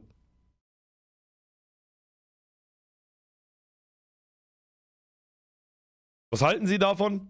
Ich habe damals auch schon gehört, farbig war nicht so mein Ding, das Weiß auf Schwarz war cooler. Mir gefällt es, um ehrlich zu sein, auch besser. Aber da bin ich auch sehr eigen. Ich mag lieber monotone Kleidungsstücke. Das kann sich dann auch jeder selber ausdenken. Was, das Weiß ist zu hell? Gut, im Digitalen jetzt vielleicht ja. Da stimme ich da sogar zu. Aber wenn das auf Textil gedruckt ist und dann ein bisschen rau ist und so weiter, dann knallt das nicht so wie auf einem Monitor. Das weiß ich vom 2019er Merch, der hat genauso ausgeschaut. Also der war genauso gemacht, technisch, mit weiß auf schwarz. Ich dachte das Grau aus der Schrift aus. Das Grau gehört sich eher in den farbigen Bart. Da gehört jetzt noch dazu, ja, das ist zum Beispiel so eine Änderung, über die denke ich schon sehr lang nach. Das ist kein Grau, das ist 10% weiß. Das siehst du digital jetzt gerade voll. Ich weiß genau, was du meinst. Der graue Hintergrund oder weiße Hintergrund mit 10% Transparenz in meinem Logo drin. Und da in dem Einser da drin. Habe ich schon überlegt, ob ich den in die Beutel noch mit einbaue an gewisse Stellen, damit es ein bisschen voller wirkt und nicht bloß lauter dünne Striche sind. Bin mir aber nicht sicher, das muss ich abwarten, bis halt die gedruckte Version auf Poster und auf T-Shirt und Pulli da ist und auf Kissen und was es alles gibt. Das ist das Poster dazu. Schaut genauso aus wie das andere, bloß halt weiß auf schwarz. Und ich hoffe wirklich sehr, dass es euch gefällt. Da bin ich wirklich, deswegen habe ich aber nichts zerrissen, sage ich dir ganz ehrlich. Die ganze letzte Woche habe ich nichts zerrissen, weil am Donnerstag habe ich mir sogar freigenommen und habe von 9 in der Früh bis um 12 Uhr auf die Nacht, glaube ich, durchzeichnet und umeinander bastelt. Auch wenn es nicht so ausschaut, ich bin ja kein Profizeichner nicht, aber egal. Das hat wirklich sehr viel Zeit gekostet, das Ding. Und bitte unterstellt mir nicht, ich möchte jetzt mein Merch zweimal verkaufen, weil es jetzt in 2 verschiedene Farbgebungen gibt. Das ist nicht meine Intention. Mir geht's auch nur darum, weil mir halt einfach das Weiß auf Schwarz besser gefallen hat beim 2019er Merch als letztes Jahr, gibt es halt diesmal beide Versionen. Was nochmal zusätzlich Arbeit gemacht hat. Aber um das geht es nicht. Scheißegal. Am Schluss ist, glaube ich, was ganz Cooles dabei rausgekommen. Es schaut wirklich gut aus. Ich habe schon ein paar Leute gesehen, die rechts oben gefragt haben, ob das ein Schloss ist. Und ob das Absicht ist, dass das Schloss ausschaut wie ein Pimmel. Muss ich wieder fragen, seid ihr noch nicht so lange dabei, gell? Nein, das ist Zufall. Weiß ich nicht, das ist keine rote Rakete, das ist ein Schloss. So! Aber ganz ehrlich, für meine Verhältnisse, für das, dass ich eigentlich nicht viel Übung im Zeichnen habe und so weiter, ist das ganz gut geworden.